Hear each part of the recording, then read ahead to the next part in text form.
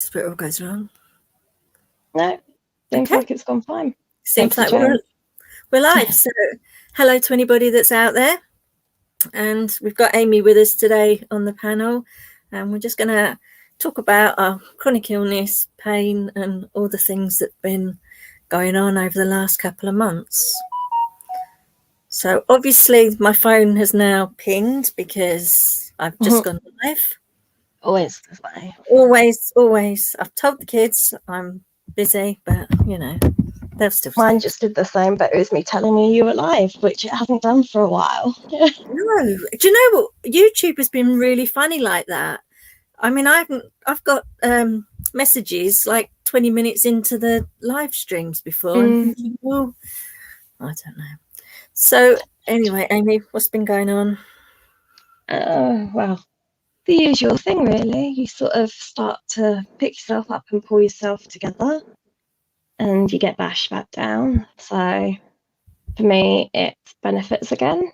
Yay. Yay. Hi, Shoes. Thank you for joining us.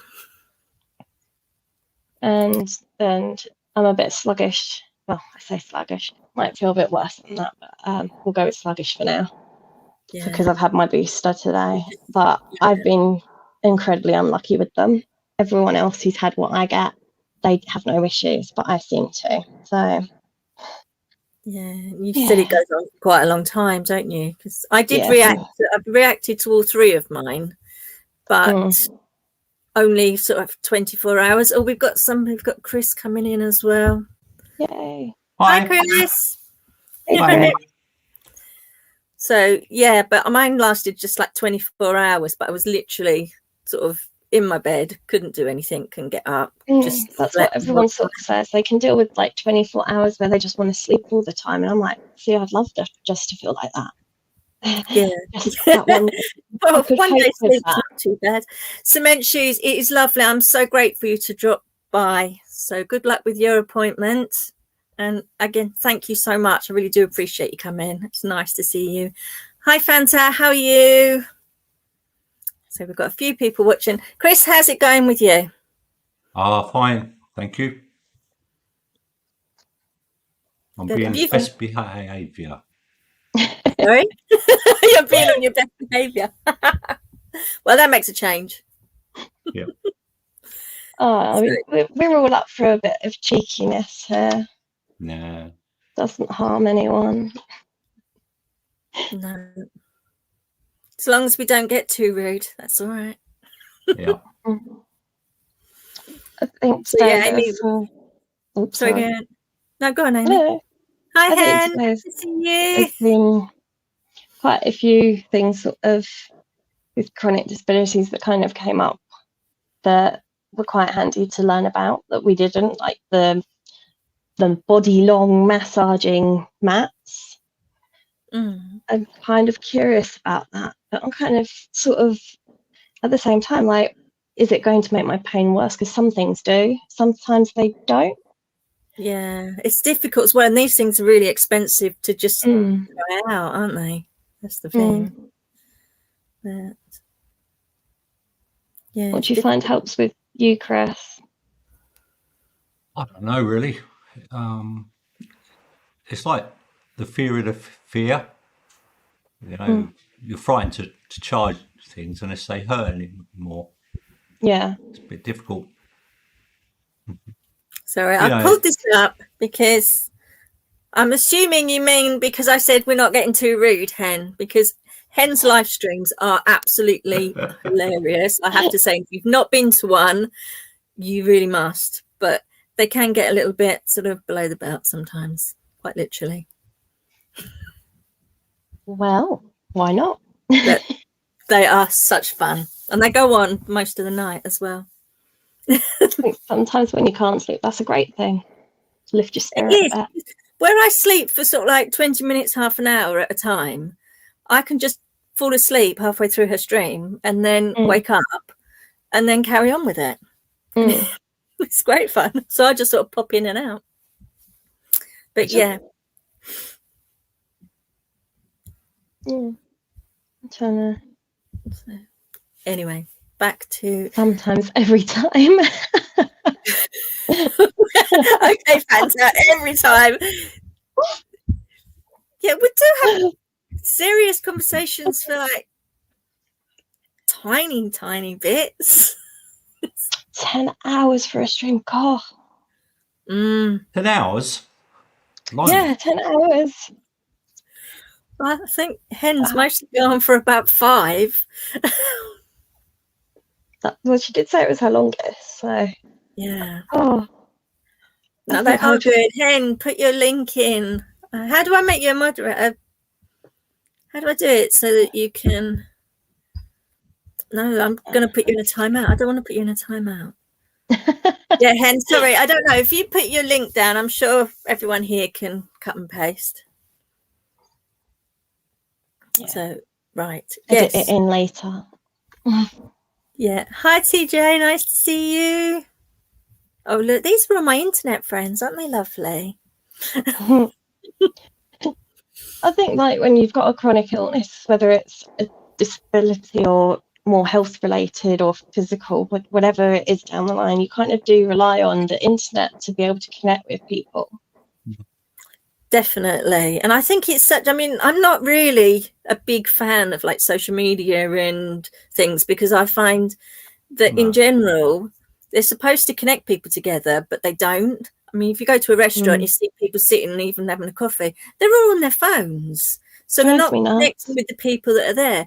But for people with chronic illness and those that can't get out, I think to actually, not necessarily the social media side, because sometimes I think that can get a bit mean and nasty. Yeah. And I don't think that's a good place where people are always angry or competing with each other, because you've got I don't like Facebook, because why people want to put all their wonderful things started on and how much they love people, and it makes you think that they're having this perfect life, which they're really not. So yeah, no, that's the thing. You never post about the bad things in your life, or if you do, everyone kind of is like so desensitized to it. They just don't care when you feel rubbish. Or I know when it was more my mental health when I was at school and stuff, I didn't care who knew that I was having a crappy time, but you ended up actually being targeted because they knew you felt like rubbish. And that was just as unhelpful, but you don't realise at the time.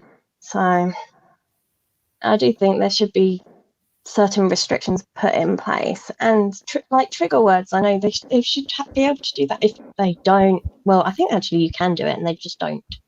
But if certain trigger words can sort of then be flagged up, because, you know, there's enough words in the dictionary that we can go, that's a negative word, and that's what's the word? Can't think of the word now. I know it begins with D. It'll come back to me. I think it's sort of a brain plug there. Yeah. It's so like there's enough words out there that you can flag up the ones you know are offensive or are going to be a cause for concern. And there's got to be a way to sort of enable people accessing that help as needed then as well, and protecting people to some extent. I know Chris is very good with the internet and stuff, so he'd probably be able to shed better on what they can do. I remember a few years back, I was on the train and I heard a young lady speaking. Sorry, forgive me. When she was speaking, she was talking about how many friends she'd got that week. And I really didn't understand it at all. I'm just thinking to myself, what do you mean? You've got 10 new friends? And it just didn't sink in. You know, I'm not with it really when it comes to that. Yeah, I mean, I've never really been great at social media, because the time when it was sort of getting quite big, I was sort of already a recluse in the house and didn't go anywhere. But like, I kind of was like, oh, okay, so-and-so's going on about followers. What does that mean? And I could kind of work out that. But I was kind of like, but when you kind of post it and you're like, oh, I've got so many friends, like, but have you though? And like, even now, I don't use social media particularly. It's there, it exists, I have it, but I can't actually tell the last time I actually was on there for any meaningful amount of time, really. And even like when I have been on there for a more meaningful amount of time, we've actually ended up with like a group video chat going on instead. We don't sit and just message people, but it's only been since COVID, that I've done stuff like that. Otherwise, COVID came, TVs have been off. I've not had them back on near enough since, because I just don't want to know what's going on out there. I realised that actually it makes me feel more rubbish. Yeah, to be honest, I don't have a clue what's going on out there unless it pops up on something I've seen on YouTube or somebody's texted me it or something. That's the only time. So, I've opened Google. Yeah, on my phone when you get the little headline. That's the best thing I've had. Yeah, but no, I just think. Oh dear. I hope that we'll be back. Yeah, she'll be back in a minute, hopefully. I think that, with everything that's been going on, there's been lots of fantastic things that have been brought out or brought to our attention, such as Zoom. Sorry. Welcome back. I was wiping dust off the keyboard and sort of knocked myself out, Sorry. I'm not really a clean freak, that's for sure. But I mean, I use LinkedIn. I have for a number of years. It sounds really sad. I used to use IRC. I don't know if you guys have heard of it. No. Well, I used to use that many years back. But it's just evolution. I'm sure everyone who uses it haven't evolved. I just think people in general haven't really evolved, because everyone's going, everyone's being so kind at the start of all of this, and there's me sat there going, it's not going to last.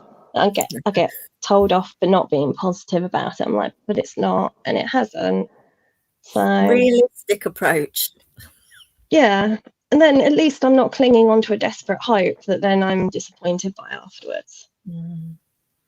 The thing I found as well is it's all of this with the mental health and the disability and not wanting to go out and things. It's been going on way before COVID, but the minute COVID came in, then suddenly it's a big thing, and we've got to look after these people. And when were people looking after them before? Like, that's what they needed. I mean, throughout all of this, I phoned my GP right at the beginning. Was like, so I have an underlying condition that they've said I should be shielding. So can I just confirm that's the case? Because I've not heard anything. Is when everyone's being notified. And he went, no, you're young. You don't need to be shielding. A few weeks later, we actually had someone come along to a group who was a specialist nurse in that side of things, and when I told her, she was absolutely horrified that I'd been told that I shouldn't be shielding. She went, you should be. I was just like, what? Side of things. And when I told her, she was absolutely horrified, being told that I shouldn't be shielding. She went, you should be. I was just like, what? Side of things. He's echoing. When I told her, she was absolutely horrified. Sorry, no, that's that sounds horrendous. I hate my voice. Sorry, it's all my fault. It's all my fault. I was trying to make Hen a moderator, and I'm not sure if I've done it or not, but I caused a lot of noise, didn't I, really? Sorry. I was a bit like, what? I was thinking, if I had done that? I'm not touching anything else. I'm going to sit on my hands. I think it's changed the way we view people with inequalities. But it has me. It's brought them more to the forefront in relation to, some particular groups had a disadvantage more than others. It's probably come more to the forefront. I think there's been a lot of positives with COVID, to be fair. Positively, I didn't have to go out to any meetings for 2 years, which was great. And that was really good, because I was struggling so much, especially because it's not just me. I have to take care of my son. So I had to take him to meetings because he can't leave the house on his own. And even recently, we had an appointment with adult mental health for him, and we managed to get them to come to the house. But because he sort of was looking out the window and waiting, and I can't get up and down the chair, he answered the door. Because my son answered the door, they said, well, you don't need us to come to you, so you can come to us next time. And I looked at him and said, but What? you're relying on me to take him. You know, Yeah. I It's sort can't. of irrelevant in a way. Like, there's a reason behind them having to come to you. It shouldn't matter if it's because the person caring for them or the individual themselves. Mm. It should be. Sorry, can I just say bye, shouldn't be Fanta? possible. Thank you so much for dropping in. Have a lovely day. Sorry, Amy. No, it's fine. But yeah, so I do think they need to take that into account. It's the same with so many things that we have to go through that you kind of realise actually you're making it more difficult and more of a struggle than it needs to be. Yeah. Yeah. I mean, if it was no hassle for him to come this once, then why? It was obviously Yes. It was much better for my son. He didn't have all the anxiety of having to travel and having to go out. And I know that's what we're trying to get him to do. But I'm sorry, step one's got to be getting him out of his bedroom rather than trying to rush him out into the public, which is terrifying at the best of times. And it's the Christmas time period. I'm sorry, but everyone's nuts. Even my mum was like, "Oh, you haven't left the house in over a week," and I was like, "Yeah, I don't really want to go anywhere. No. The Christmas is starting." She was like, "No, come on, come out." I went out with her, and I just could not deal with it. And like I'd gone from sort of the happiness of where everyone had locked down and less people around, and I could actually go out and feel like, oh, I'm not being harassed by people and so on, to suddenly stuff started easing a little bit, that mask wearing and stuff was still in place. People shoving past me and I nearly end up headfirst into a shopping trolley. And then people wonder why I'm like, I don't want to go out. And Christmas is awful enough anyway. Things I can remember for Christmas is blue water one year when I'd broken my leg. I had a cast from my toes up to the top of my thigh, so I couldn't bend my leg or anything. It had to stick out. And people were literally stepping over my leg. Christmas shopping, stepping over my leg. And it's like, you can physically see something's wrong then. And people wonder why people who you can't see there's something wrong have such anger at the world and people in it because of how they act. Yeah, it's true. People do think we're all being miserable, but we're not. It's just frustrating. I have to say, though, since I got my wheelchair, and I know I always go on about it because I love it so much, I don't seem to have that worry now. It's, I mean, people are you can still get the odd one, especially a couple of bus drivers are a real nightmare because I've got one of those small roundabout buses by me. So they only have the single door and you can't navigate around and in and back. So because I can walk, I get out of it and I push it on.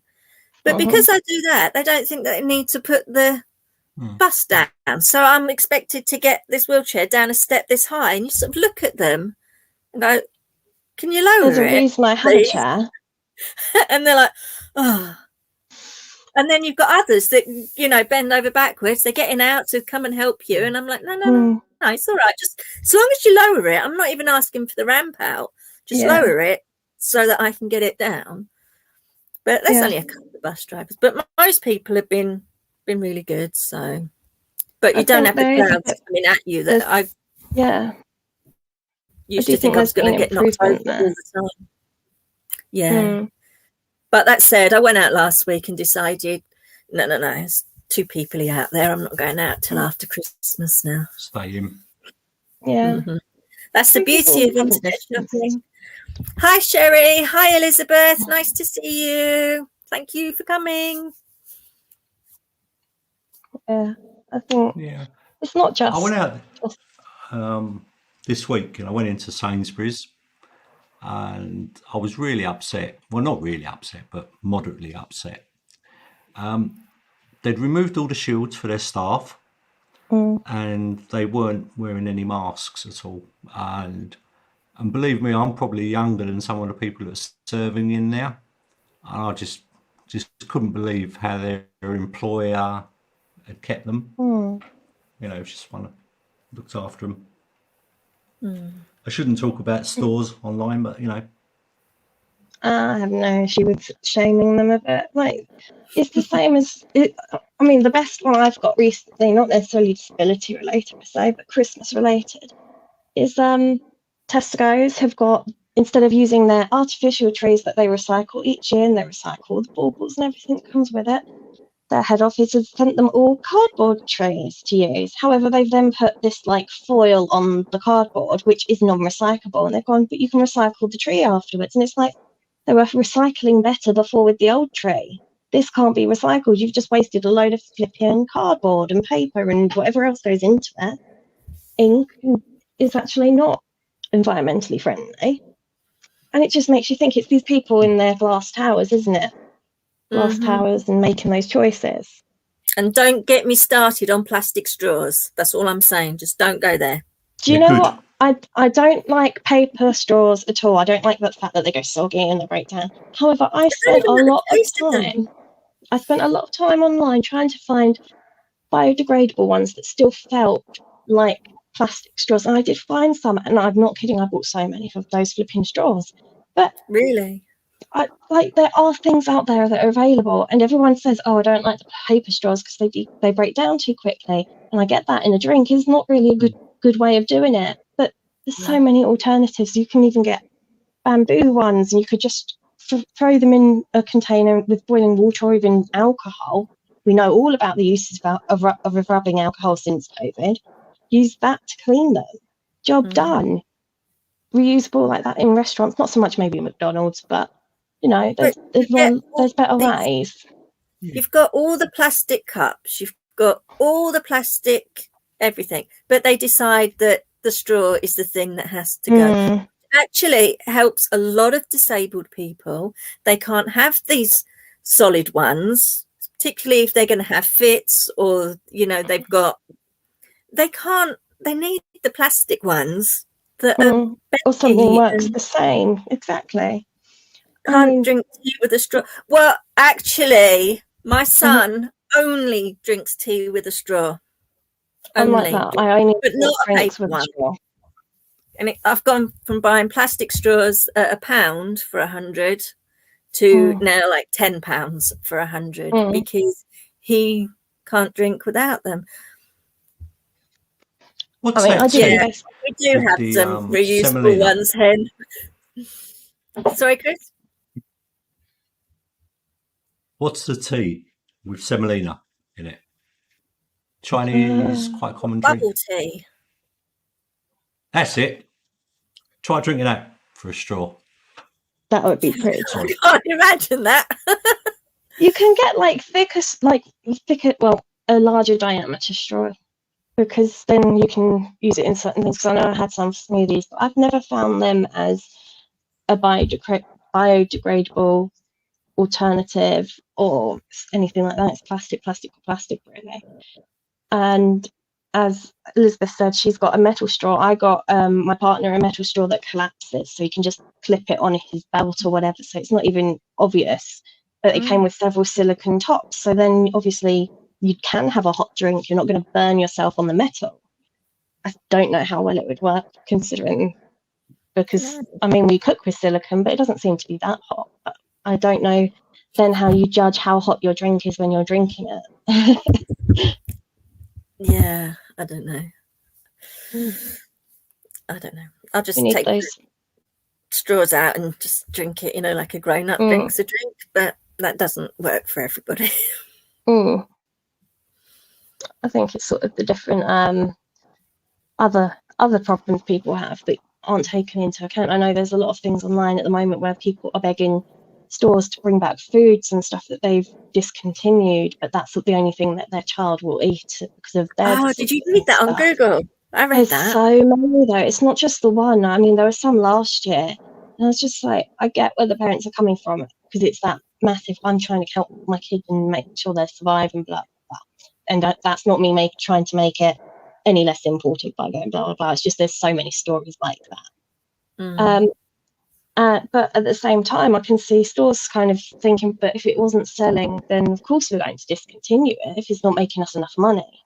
But then could they not like share the recipe with people in that situation? You know, there's got to be a way for them to, or even do their own sort of like recipe book so they can still make a bit of money that way. Then who knows? But they don't care about the few they do. No.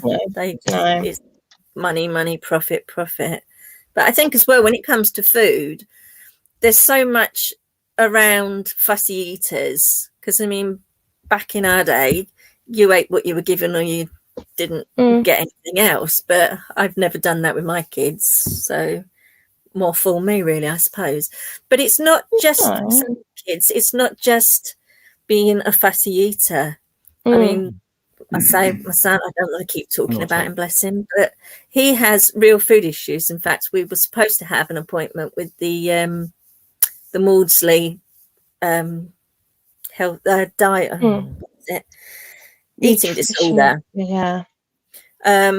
Because there are so many foods he just can't tolerate, and he's gone to not eating barely anything. His diet is limited. Which is fine because I know what he can eat and I can prepare that. But keeping the nutritional value up is hard. It's really hard, yeah. Yeah, I know. Like my brother personally, he's quite fussy with foods in comparison to me. But I think I'm quite fussy in my own right. But then it's like as I've got older, some of it I'm I'm realizing is actually maybe I don't remember X, Y, Z, but maybe the reason that I didn't eat that food was because of the fact that I've now discovered I'm actually allergic to said food. So it's not actually me. Bye to TJ. Sorry. Bye, TJ. Thank you so much for popping in. And if I get a chance later, I'll come and see yours. Bye. Take care. And I think that's the other concept as well. People always instantly think, oh, fussy eater, but it's not necessarily that. It's not necessarily that, no. Well, Chris, we're here twice then. Yeah. I think it's not always fussy eating. I mean, sorry about that. Welcome back. Split personality.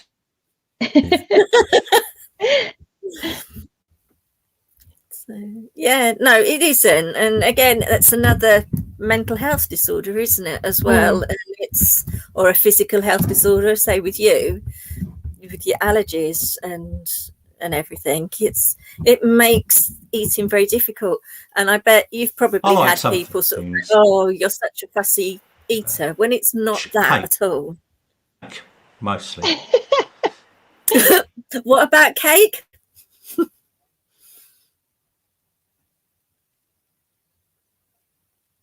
I think Christmas might be slightly delayed tonight. There is a delay, isn't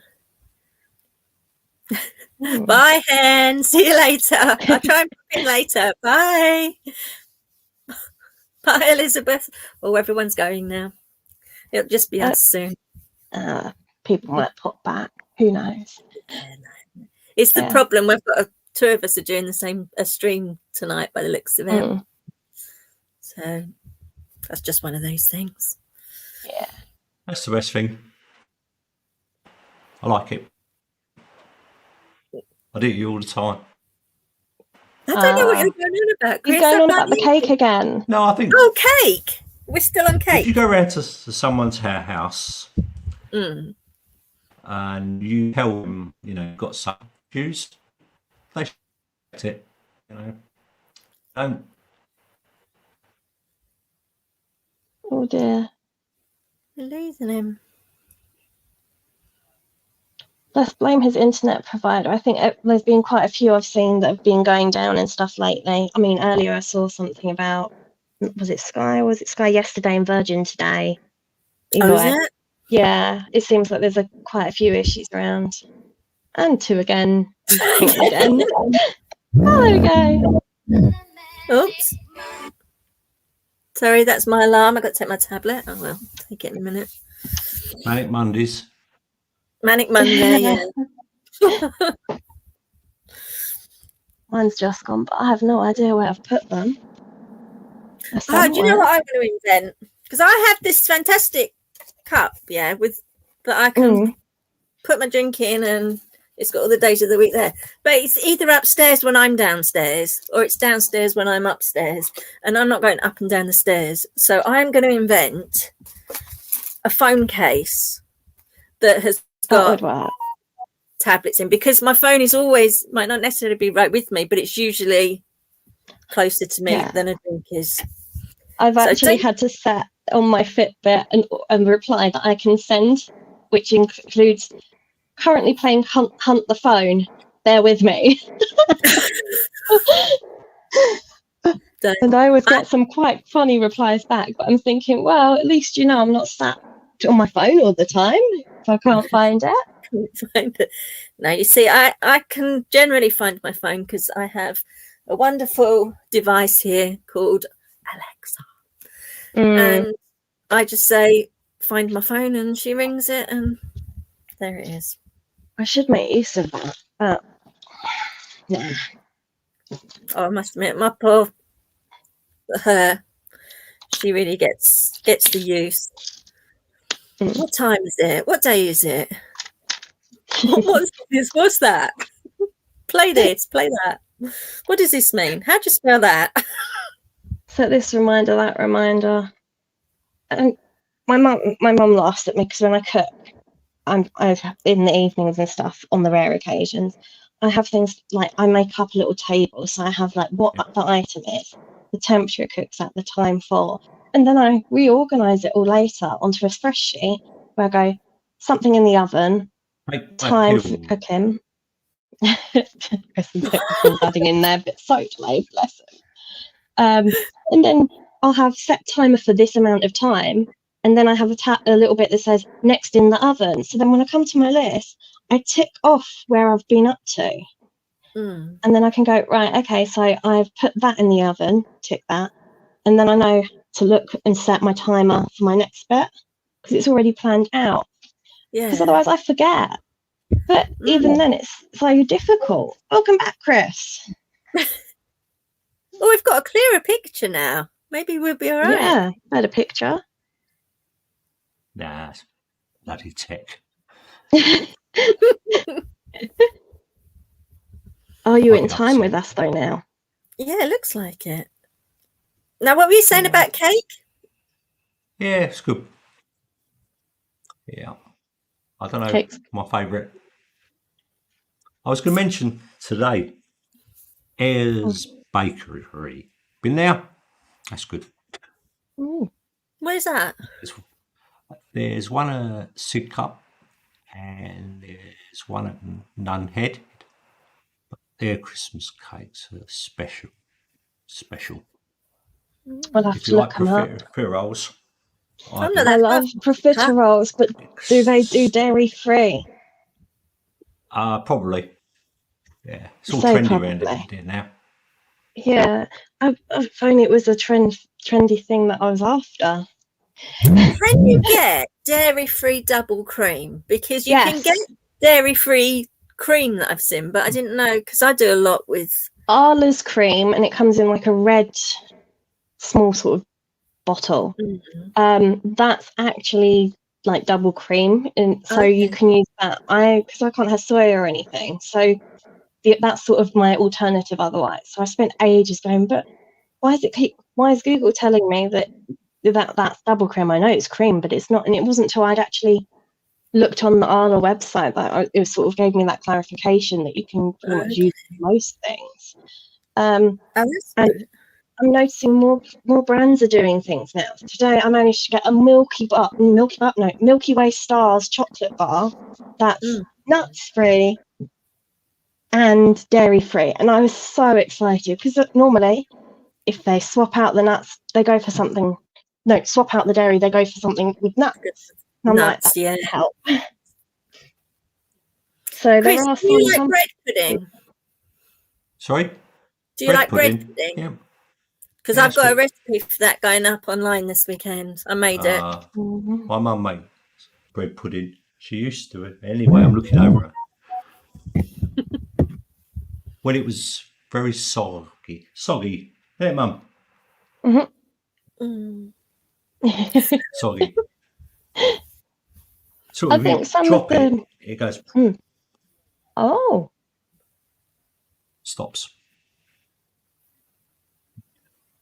I think baking's kind of made more of a comeback, hasn't it? I mean, not so much for me. I miss cooking and being able to stand there long enough to do it regularly, but I used to really enjoy it. Yeah, that's why I'm trying to do a few I mean, the bread pudding isn't one of them, but just a few recipes online that are quick and easy, because I've done the slow cooker, I've done the steamer, but now I'm going to do the air fryer. Just very simple things that literally, apart from doing the veg, which I've just got to sit down and stop and start as and when I can. But things that just sort of get thrown together within no time at all with very little preparation. So I'm working on some recipes like that. Yeah, I love cooking. Have any quick ones? But I tend to, on a day I feel good, is just cook as many meals as I can and stick them in the freezer. I did a big like shepherd's pie stuff and separated it into little portions. Yeah, and they've all gone in the freezer. But you can't always do that. No. I mean, at least like with something that as a base like mince, you can make several things with it. So you could do homemade burgers, you could do chili and just leave the chili on the hob doing and spag bolt and stuff. So you can bulk buy that a little bit to bring down costs and stuff. I know when you live on your own as well, like that's what you kind of have to do, because there's no meal swamp in particular that are quite tasty. You kind of have the same old, and they're not always like good nutritional value and so on. And there's lots of things we can do to boost things, but when you have our problems, you kind of go, right, what shall I have for dinner? Okay, it's a bad day today, so bung in the oven, job done. How many saucepans has anyone burnt? I go through saucepans like crazy. Potatoes. Potatoes, because it's with me. Every time I'm boiling potatoes, I just get it completely. Yeah, I've done that a couple of times. Don't put a takeaway in the microwave either. Not in the metal. No, it's not a good idea. Mm-mm. On Christmas Eve. Don't. Anyone got any amusing Christmas disaster stories? There's got to be a few. To be honest, I don't really do Christmas particularly. Christmas disasters. No, I don't think so. Have you got one, Aimee? Go on. Oh, well, I had a couple of years on the trot, and it was just horrendous both times. One year, I think I found the fireman's report not so long ago. I think it's something like 8 years ago we got flooded, but the floods came into the house on Christmas Eve night. So we spent Christmas Eve trying to get the house dry. Because in typical fashion, housing association were not willing to get us out of our very wet, soggy home that had come up not one step but 2 steps into our house. And the way our houses are designed, it's not meant to come into our houses. The roads are designed that it goes down the roads and down to the more drains. Or we have a field behind our houses. We had a fireman trying to block the alley between houses, which obviously stopped water flowing towards the field. And then someone had built a bungalow without asking for planning permission. And the way they'd done it, it all dipped down. So it was like a bowl, and the house is at the bottom. So water went down there. They had no escape route. So they then tried blocking off the road with sandbags to stop the water going down there, which resulted in the water hitting them and bouncing back into our houses. And I've even got videos of where they were pumping us out that night. Like, God forbid how bad it would have been at that point, because I wasn't going downstairs. The noise of it woke me. And we literally got as many electricals off the floor as we could. And that was all we could do. But that was not the best Christmas. And the year after that, We put everything in the oven, as you do, left it to do what it needed to, went to get it out and realised it was all still raw. Our oven had died, so we ended up with microwave roast dinner. Yeah, I can't say I would vote for that one, if I'm honest, but Aimee, can you just write a book on like life's disasters, because they all hit you? They do. People say I feel that I must be being over dramatic with it, but literally, like, it feels like all the time one thing after the other. And you don't, when it is like that for your life, you never sort of get time to bounce back. And I am the type of person that will try and help any person I can, but at the same time, like, I have to make time for me, and I do tend to balance that quite well. But sometimes I don't, and I have to go, oh, I can't do this. And everyone's like, oh, okay. But hi, Pinto. I hope I've said that right. It's lovely to see you. Thanks for joining us. it'd be fantastic to have a way to sort of navigate everything so easily. And I thought I was kind of getting there with it after the wonderful world of benefits and winning a second tribunal just before the lockdowns. And then hi, Dreams. Thank you so much for joining. A second. And then now I'm back to probably having to do it again. And I kind of feel like I only did this last year. What the hell? So see, I think they should stop when it's something that's long term. I really they've think had they letters this time stating I won't get better from medical professionals. And it's like, what the hell? It's just, it's absolutely crazy. This PIP and the DWP, they really need to sort it out. Pinto, we're in the UK. Our system is very broken. I know the UN have told our government several times that what their system is doing is a breach of our human rights, and every time they kind of go, oh yeah, we're changing it, we're going to make it better, but they haven't. And I know they've been putting a lot of things in more recently for the budget. They were saying stuff for people who don't earn a lot, and that's fantastic. They've sort of forgotten about those of us who can't actually go out and earn. Because I would love to be feeling up to going out to earn. I mean, I tried it before COVID, and I literally couldn't. I wasn't even managing what would have been a part-time job of a 16-hour week, and I was literally eating a little bit, sleeping a little bit, working a little bit, and that was my life. I could not have a conversation, nothing.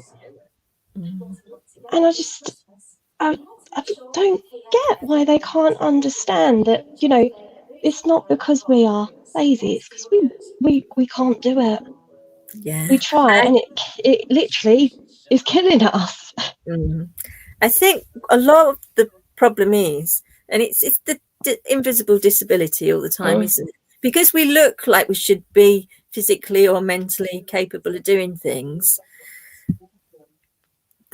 and unless you actually are living it, you don't get it.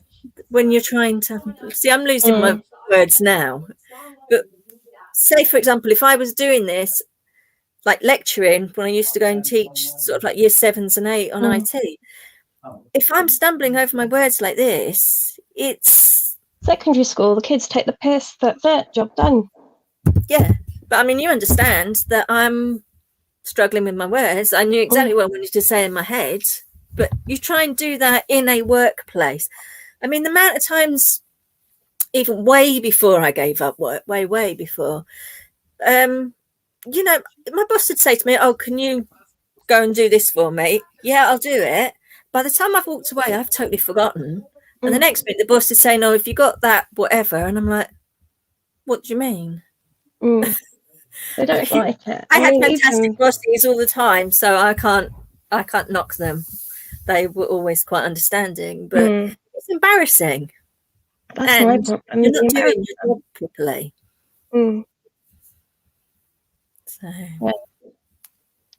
So comes back to all the battles that people go, oh, well, you know, women want to be paid the same as men. Yeah, absolutely, if we're doing the same job. But there's some things we just can't do that men can. I can't carry a load of stuff and I could not cope with doing, like, building houses, etc., etc. Some women can. And if they're doing exactly the same, fair enough, same pay. But that we have to accept our genetics are not equal, because one of us has two of the same chromosomes and one of us has two different ones, and that's just how it is. And, you know, okay, it might suck. You might want to be able to do X, Y, Z, just as we are in this case of us wanting to feel capable, and we're not always, but we have to be able to accept our limitations. And it does sort of, when I see people arguing this all the time, I'm sort of like, but this is sort of that same thing in a way. Because, you know, if we could do exactly the same, I'm sure there's a lot of people who would be doing things totally differently to how they are, but we can't. Banker, if they're female or male, doing the same job, paid the same, job done. To me, it's quite black and white. I know Chris might have a lot more input because he's done various jobs before, but I mean, I've sort of been quite limited in that sort of life experience. I've worked in the IT industry, and been in the IT industry. Sorry, 1 second. Josie, I'm on live. Did you not get my messages? Okay. Sorry, my daughter's home from work. You know, she's say IT industry. IT industry, yeah. I to be fair, I got paid exactly the same as everyone else. And being back, we're talking 20-something years ago now. So I was the only girl in that kind of department anyway, in all the jobs I was in. But I always got treated equally, fairly, paid exactly the same.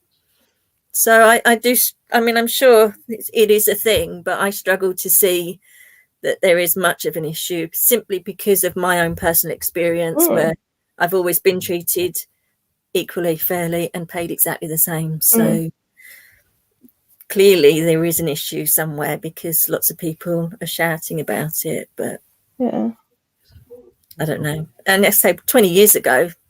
But then it could be that it is like with most things, it's the minority, and we're still hearing about the minority rather than the majority. Because we do have that in our society. That's what the news does.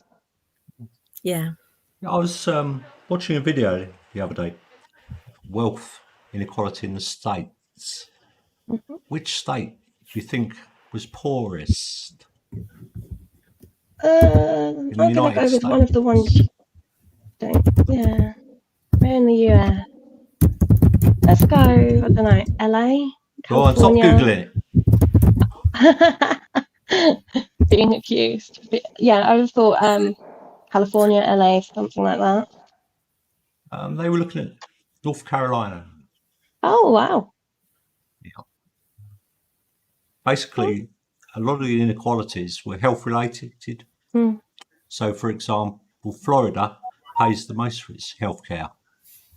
So, someone in Florida would be looking at $12,000 a year minimum to get healthcare. It's quite a lot. Yeah. So they're poor, like more than I get in a year. Can't provide healthcare. They earn more money, but it all goes. Yeah. New York, I think the average salary was $86,000, but still poverty because of the house prices. And I think we suffer the same. Yeah, I think we are one of the richest countries with the highest poverty rates, haven't we? And it is shameful. We should be trying to help. Like, for example, Florida, most elderly people, most people in need of healthcare, therefore the price is high. Yeah. And I think I hate it when kids don't get an opportunity. They really need it. They need more. You should always give someone a chance. Yeah. If they don't get a chance, what can you expect? course they're going to go and do things they should be, because as far as they're concerned, it's the only way to get something that's equal to what they see everyone else have in their way. Not always the answer. Well, actually, it isn't the answer for them, really. It just makes more of a mess. But, you know, there's some things I can understand. Like, there have been times when people have been prosecuted for stealing a loaf of bread and they literally in court going, I had no money to feed my family, I was desperate. And it's like, it's a loaf of bread from a big supermarket. Let it go. I get it's wrong. I get that stealing's wrong. But, you know, like, it's what, 50p? Well, stealing is absolutely wrong, definitely. And if you think of how much those big supermarkets are actually taking on all of these profits, to me that's stealing as well, when you've got people that can't eat. I mean, I got probably sharing too much here, but I got my universal credit check today, and bear in mind my rent is about £600. My universal credit was just literally like £20 over 700, so that paid for the rent, which is great, and I'm grateful for that. Hasn't actually paid for any of my like council tax or any of my bills or my food. Yes, and it's not going to. So it's never going to, is it? How ridiculous is that? And how do they work it out like that? Oh, it's because the government don't know how much things cost. It was 10 years they put a cap on the rates changing for benefits. So people on benefits for those 10 years and so on, or who've joined in that time, did not get an increase in line with inflation. But then the cap comes off, and it still hasn't gone up to be in line with inflation. And now we've got COVID, and then you're like, hold on.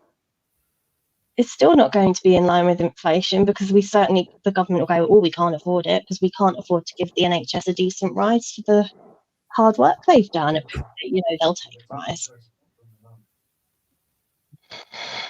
I'm a bit harsh. Some people just don't get what they want. Some people get more than they should. I think, you know, some people just use the system. Do you remember Benefit Street? Yeah. Who did that benefit? Not a good promotion. No, but I'm sure they put it on just to make the poor look crap. Yeah. You know, that's so exactly what TV they chose do. it. You know, because they'll have picked and chosen.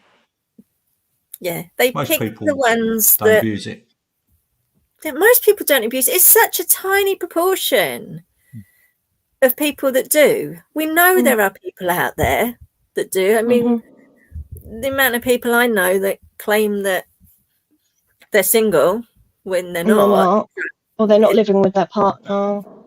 Yeah. But then at the same time, you could have a partner who's got a wage that's just about minimum wage or whatever. And then if you're someone like us in receipt of UC, you get it cut instantly the moment they move in, but their wage hasn't gone up, and they were just about making ends meet before, and now they've got another person to worry about. Yeah. And I can understand the logic behind having a cap on child benefit and stuff, because some people over the years have probably used that more than they should have, and just gone, oh, have another child, not the answer. But they have to draw a line somewhere, I guess, in some ways as well, because otherwise, but it doesn't solve it, because it's still difficult. I mean, let's just go with school uniform costs. Like, that's another charge you've got to put into school uniform, and it costs a fortune. That's before we start. You used to get help with that, but you don't anymore. Interesting. This vilification of the poor.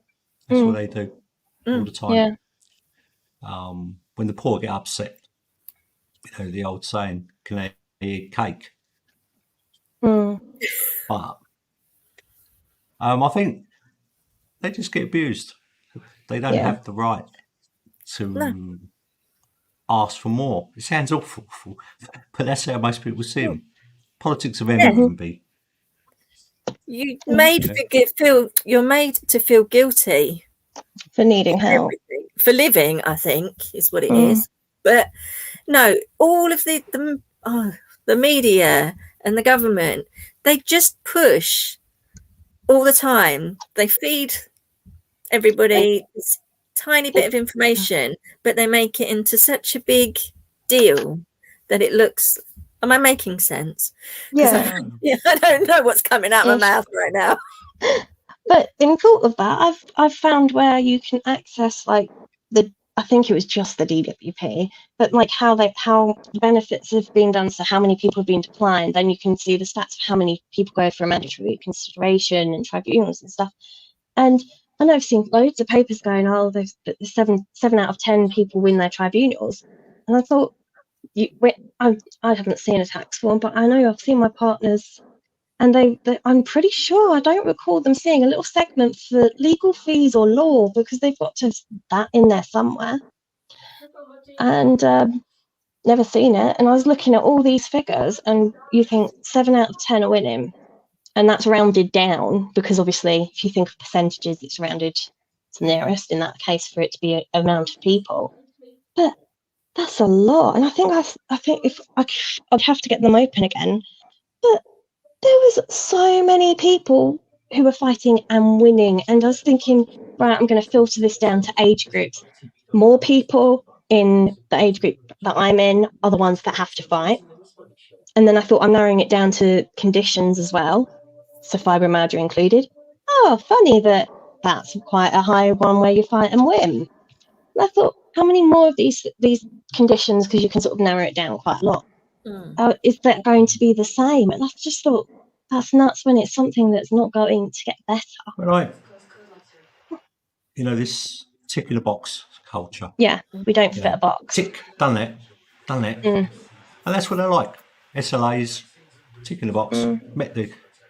My mum rang up 111, and if you didn't answer the question, you just weren't going to end the call. It's just answer this question. Yes, no. 20 questions, so you get to the end of it. Oh, yeah, I'm dead. Yeah, sorry. But, I don't know, I get really upset. I do get more upset as I get older. I always say people aren't square and they don't fit in boxes, because it drives me crazy. Again, with my son, I'm trying to get help for him, but he doesn't tick the boxes for this. He doesn't tick the boxes for that.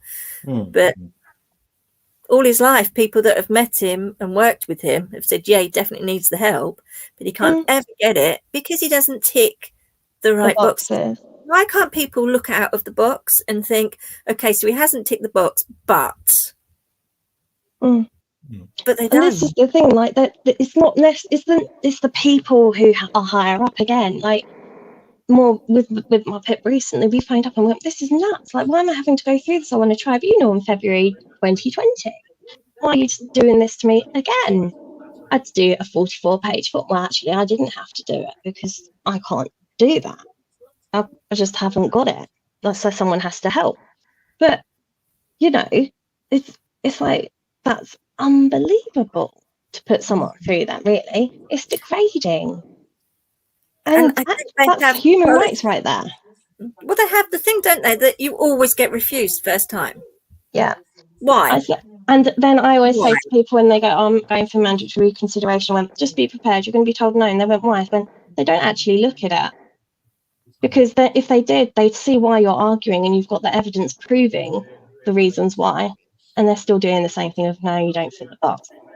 Before my last tribunal, in the middle of it, I had someone from Glasgow rang up and said, I was talking to my mum because I wasn't able to at the time. I had my TMJ flare-ups, so my jaw was bad, my teeth hurt, I could not talk. And they were like, afterwards, they're like, right, I can reinstate the care side, but I'm going to advise you to go to a tribunal. And mum's, as you do. Why? Because she should be getting mobility, but she doesn't fit any of the boxes. I've tried to find a way to make her fit. And it's like, I can't do it. And it's like, you've got these people the other end of phones or seeing you face to face. And even now, like the person who did the assessment was a nurse, and she was appalled that I was having to have another one. And she let us slip that when we asked for a copy of our reports with our PAP, the DWP kindly send us a summary of it, not the full report. So if you it's a PA4 form you want to ask for, because that's your medical assessor's report. But I went with a Swedish guy years back, and they pay 80% tax roughly. So this guy said it's really easy. You go to work, you get paid on Friday. That's it. Yeah. So you get Friday's pay. I said, oh, pretty high. He said, yeah, but if you're out of work, they give you 90% of your income. And I was like, And he said, no one goes cold. You get free heat. But we charge taxation about 73, the true rate. So I wonder where all that money's getting wasted. Yeah. So we pay a lot, but we don't get a lot back. You know, I get really upset when I see all these people praising the health service at the moment. Our service doesn't need our service needs a lot of things changed. And I think, we've lost a lot of the people who needed to be in there, because obviously we've had all of these protest student nurses and stuff. They've all gone elsewhere where they're treated better. And I think if the government had acted earlier and, listened, we'd have more hands here.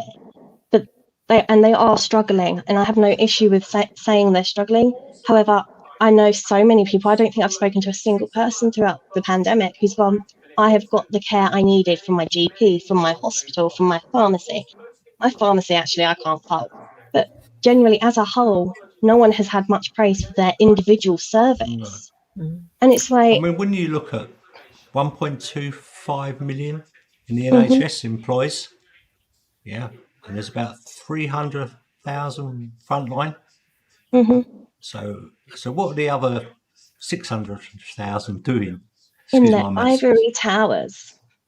Have a look at your trust to see how much the CEOs get paid. Yeah. And, I mean, don't get me wrong, I'm not knocking administration staff or anything, but how many do we need, as in, workers, middle management, higher management? I got told off for saying this, so I'm not actually trying to be insulting racist or anything, but I don't know another way to say it because I'm old. And it is, I don't like this Chinese whispers, where even in the PIP, you tell the person that you're having the interview with, then they have to go and tell somebody else. And then they go and tell somebody else. And then somebody else makes a decision. Well, that person never even saw you, so how on earth can they make that decision? They're meant to make it based on a report, but if the report is not accurate, which we have the right with our medical stuff to have things corrected. But if we don't see the actual report when we ask for it and so on, we can't have things corrected because we don't know what on earth has actually been flipping said. Well, do you know what? This is right from the beginning when I was 20 years old and had meningitis. Now, this is what started everything off. So I have suffered with this for 30 years now.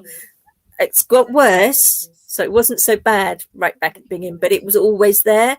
And I kept going to the GP and saying, this isn't right. I can't see right. My head's dizzy. I'm this, I'm that. I'm having this problem, that problem, all various little things. And I'm saying, I think it's to do with the meningitis because it wasn't like it before and it was when I came out.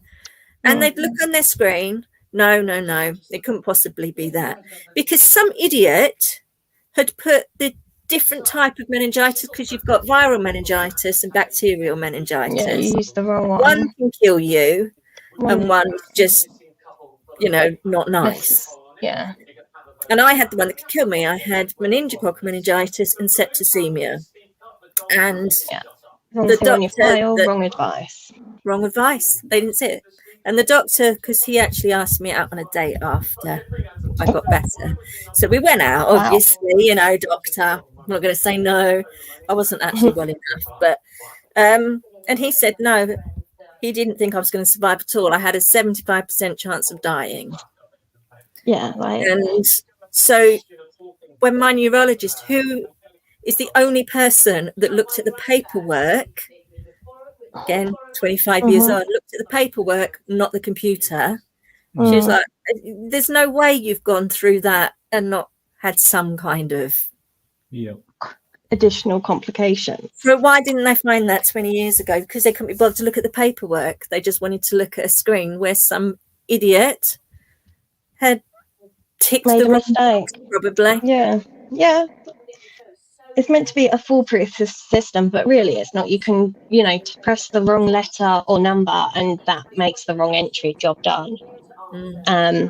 I don't think that's really quite right way of the system. There's got to be a better way. I feel a bit like it's going to take people who are hands-on and work with the system to change it to what it needs to be in that respect. The paper side, the actually getting letters out, getting letters to people for their appointments on time, not so they're not receiving them after. Outsourced. Don't. Can I just say today, right? We've been waiting months, if not years, for this appointment with the Maudsley for my son's eating disorder. So we finally get an appointment, and get excited.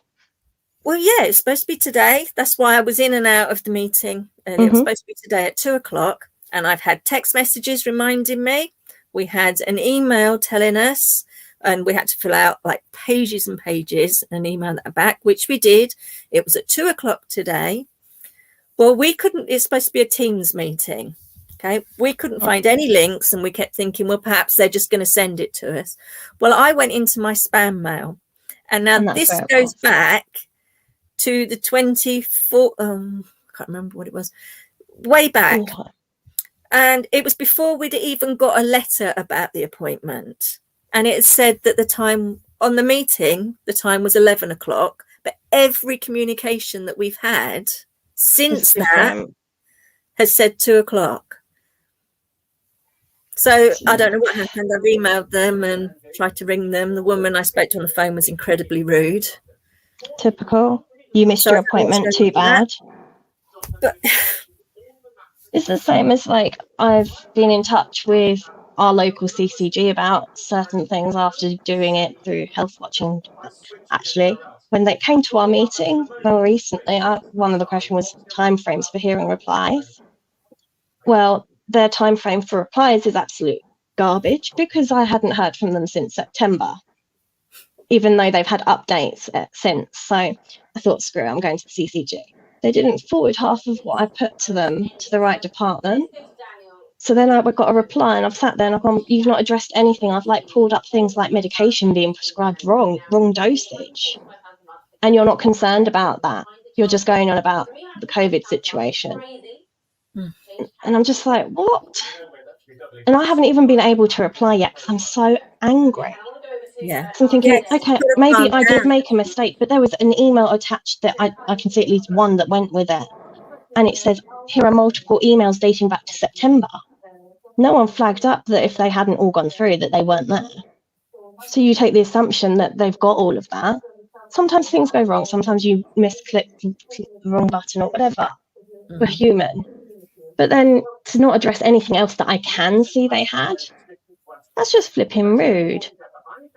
And it's like the same as people I've heard saying, they're putting a complaint with the NHS and they're not getting anywhere from it.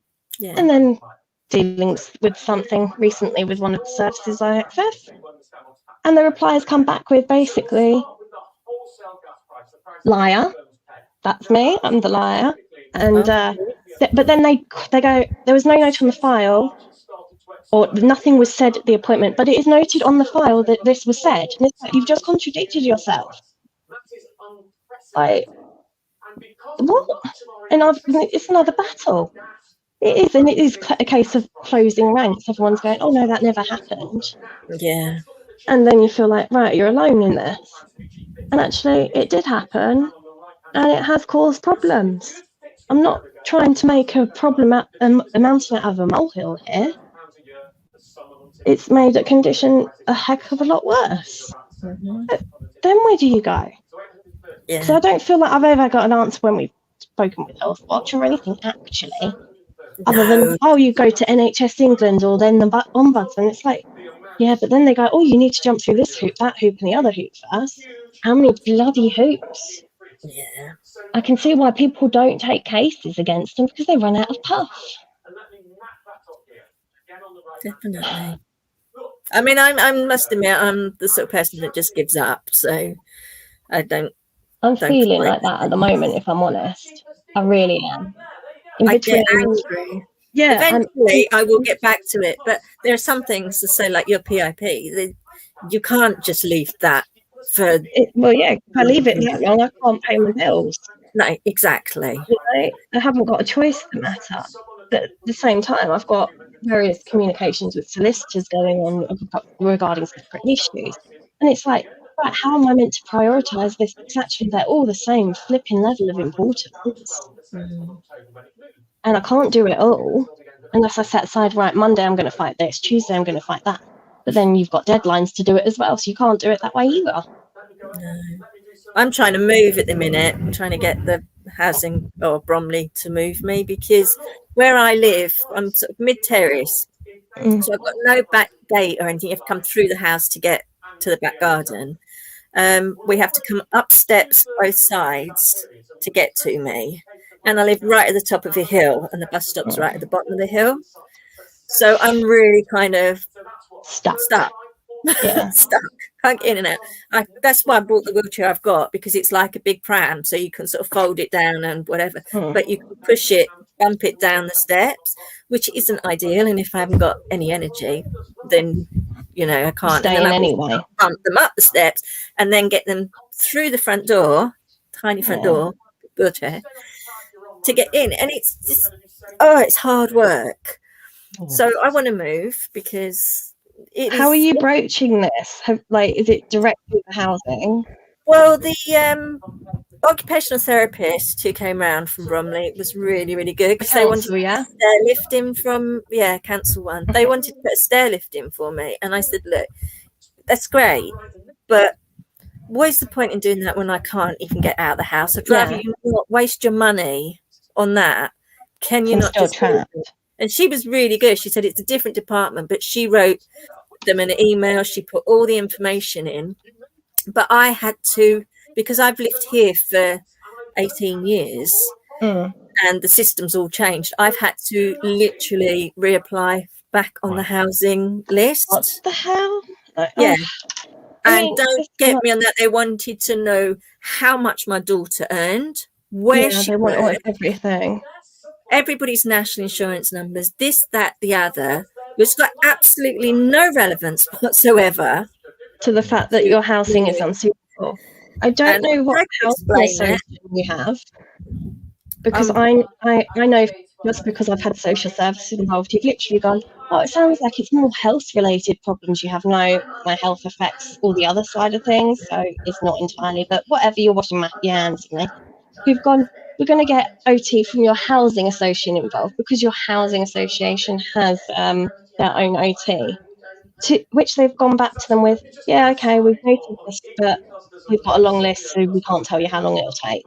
Thank you. Well, but it might be worth seeing if yours does. I can't remember if we've talked about this not on YouTube before, so and whether you'd remember which I'm under. Well, my mum's under, but then you might be able to kind of put pieces together to whether you are in the same or under the same, so you could look into that as an option. I know a lot of housing associations, I didn't know about this, but they have a vulnerable tenants policy they have to have in place. Didn't know they had that. Never had anything about that throughout the time my mum's been under whoever. But they should have that in place because of vulnerable people. I think actually my housing association do have that for me, because if I ever need a repair, they literally come out the same day. And I'm Clarion too as well, I'm sorry to say. I know you have loads of problems with them. Don't go there with that. That's why the solicitor's there. We've just had enough now. CAB have gone, you've given them enough time. Funnily enough, they've When replied I to the say it, solicitor now. everybody's surprised that I haven't had any problems, but touch wood, they've always, they touch wood, they're supposed to be coming in to put yet more bars around my house and outside the house. I don't know why they're wasting, just move me. There's going to be It would many be holes in the cheaper in the wall long for run. anyone that comes in.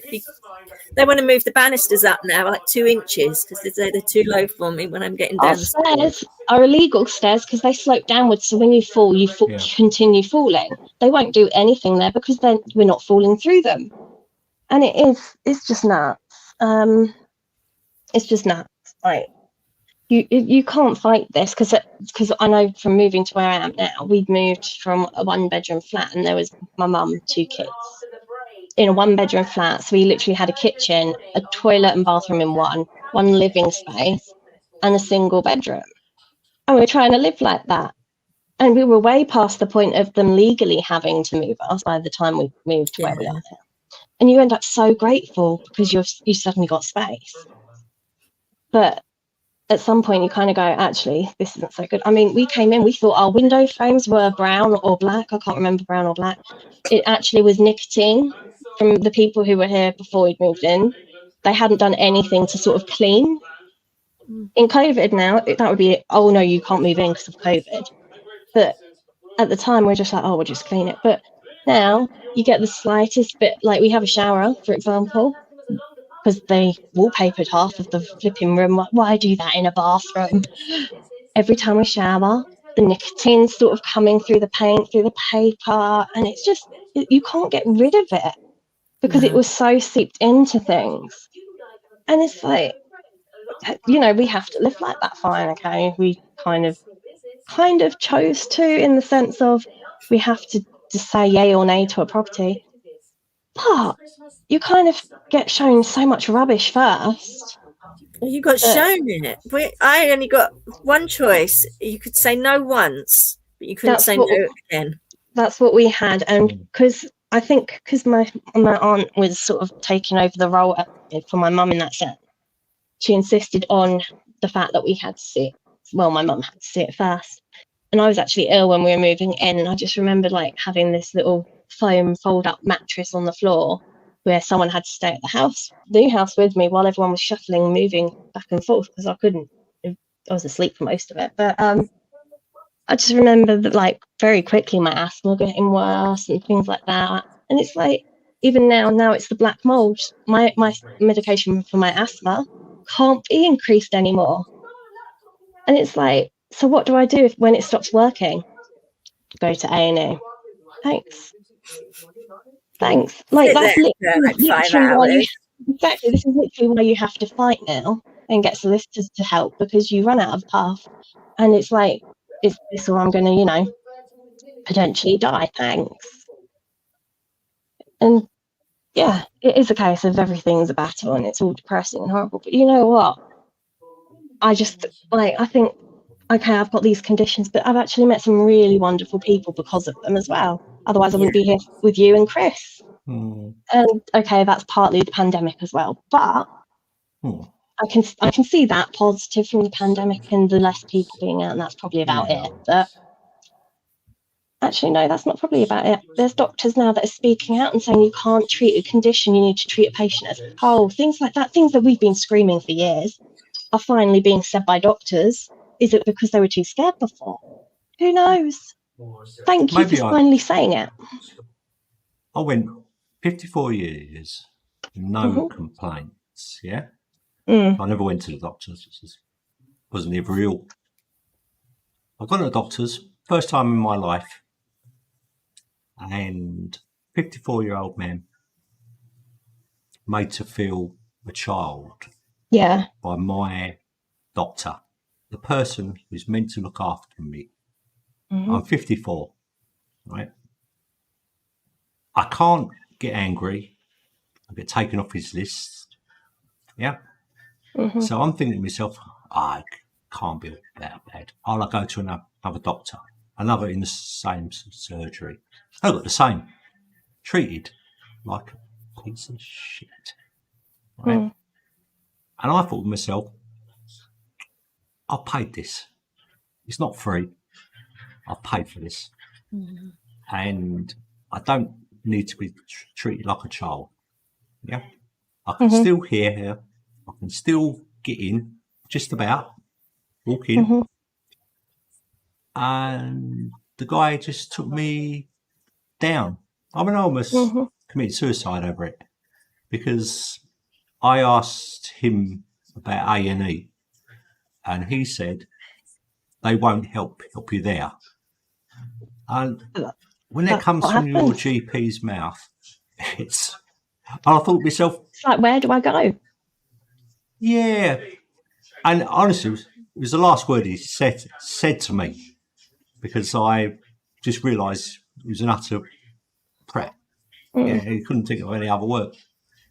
But I was relatively intelligent. I could still hear most of it. But if Just not those mid-tones, yeah? No, it's not mid-range.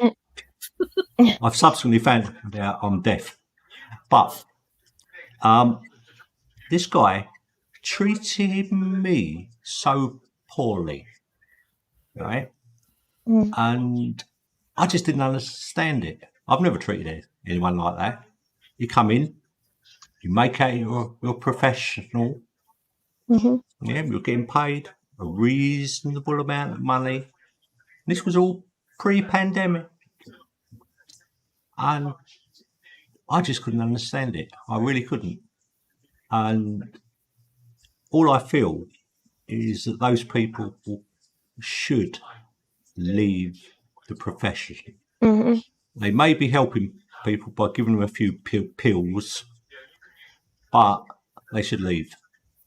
And I mean, I thought I was bad, so I've kept an eye on what's been said about the surgery, and I'm not the only one, right? But nothing gets done, right? And I'm ill, okay? I'm ill, so I can't really tell him how low he made and rubbish you feel. Yeah. But when I'm better, I will make him understand how low he made me feel.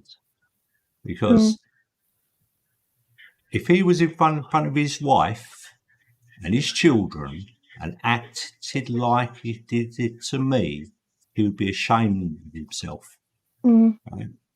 And just because he's a doctor sitting behind a desk, it doesn't give anyone the right to make ridicule. Belittle you. Yeah. I don't know if anyone's aware on here. I got the thing from my doctor. It's all in your head. Yeah, many times. It's all in your head. And I'm getting that again now with the complaint. Yeah. Because I was diagnosed with a cyst in my head. Right. So, yeah, perhaps he got his diagnosis wrong. But he put it all down to anxiety.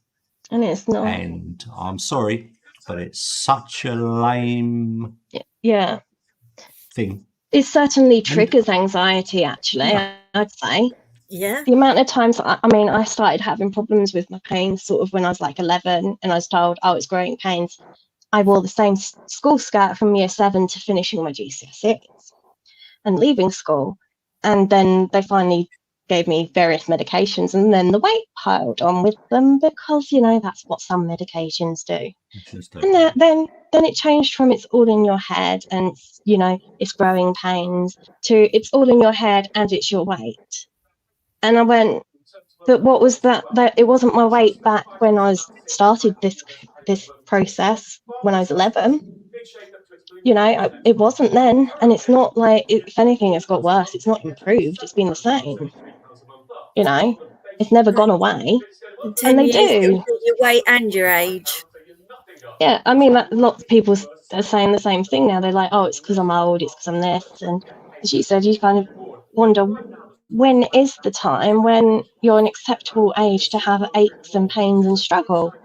And it's like that they shouldn't have to be an acceptable age. Exactly. I'm what, 27? I'm young. I should be sprightly and excited and looking forward to life, and I'm not, because it's just, there's no life there really. I can't see that. I'm 50 on Saturday. Just want to say Happy birthday for Saturday. thank you. I remember my 30th. That was Got there pretty heavy. yet? About a week. Oh wow, solid. a week celebration, perfect. Oh god, I dread to I think still what's remember going where to I happen went, to mine now. mainly. But yeah, it's pretty heavy. 30, 40. I've always enjoyed drinking. Yeah. Going to I've the never pub been there for my for 2 birthday. years. 2 years, not a drink. No, I don't Wow. need You know to what? drink because my brain thinks it's permanently drunk anyway. So I can't stand up. I stagger. I can't I tell talk. you, I slur. I see an I have. advert on the telly, Guinness. I am like, my friends were going to send a cab round. I don't know if you saw them Mhm. in the pandemic from the Shortlands Tavern. Send around a cab, black cab with pints of Guinness. I mean, I've never been a drinker. However, the last few months, or more recently, this month over, has been the biggest one. I've kind of noticed, I'm kind of thinking I could use a drink. I could use a drink. And I don't particularly like the taste of alcohol. So I said to my mum one day, I was like, I'm worried about these thoughts. I'm not doing anything about it. But when it's like 8 in the morning and I'm waking up and I've done one thing and I'm like, I need a drink, as a non-drinker, because I don't really drink anything at all. I've never been drunk. Heck, I wouldn't say I've been merry, but I was always the one getting the drunk people back to their rooms safely when I was at uni. And it's this like point where I'm like, I've gone from not wanting a drink, or I'm not fussed about it, suddenly acknowledging actually I feel like I want a drink. So purposely, what do? I don't buy it. On the odd occasion I might. But there's this bit of me that's like, if it's in the house, am I going to have that control now? Because I've never sat here and thought in the morning I want a drink. And that I worries never me. drink But indoors. who do you Never. talk to say I'm worried about that feeling? Because that isn't a normal feeling. I mean, I know people who have had drink problems and stuff, that's not a normal feeling at all, but they would understand that concept of it, I guess, because they would, whether it was reliance or addiction to it or whatever, they would have understood sort of the psychology sort of there. But I'm thinking, for a non-drinker, that's really odd to come out with. It's funny actually, because I don't drink. I never have, because I've looked after my kids all the time on my own. I mean, my daughter, I was only pregnant with her, so it's always been me, and I've always been in charge of them growing up. So there was no chance I was ever going to have a drink, or more than a couple, should we say, anyway. While I was in charge of the kids, because anything can happen. And the last thing I wanted as a single parent was to rush to A&E smelling of alcohol, because you just know where that's going.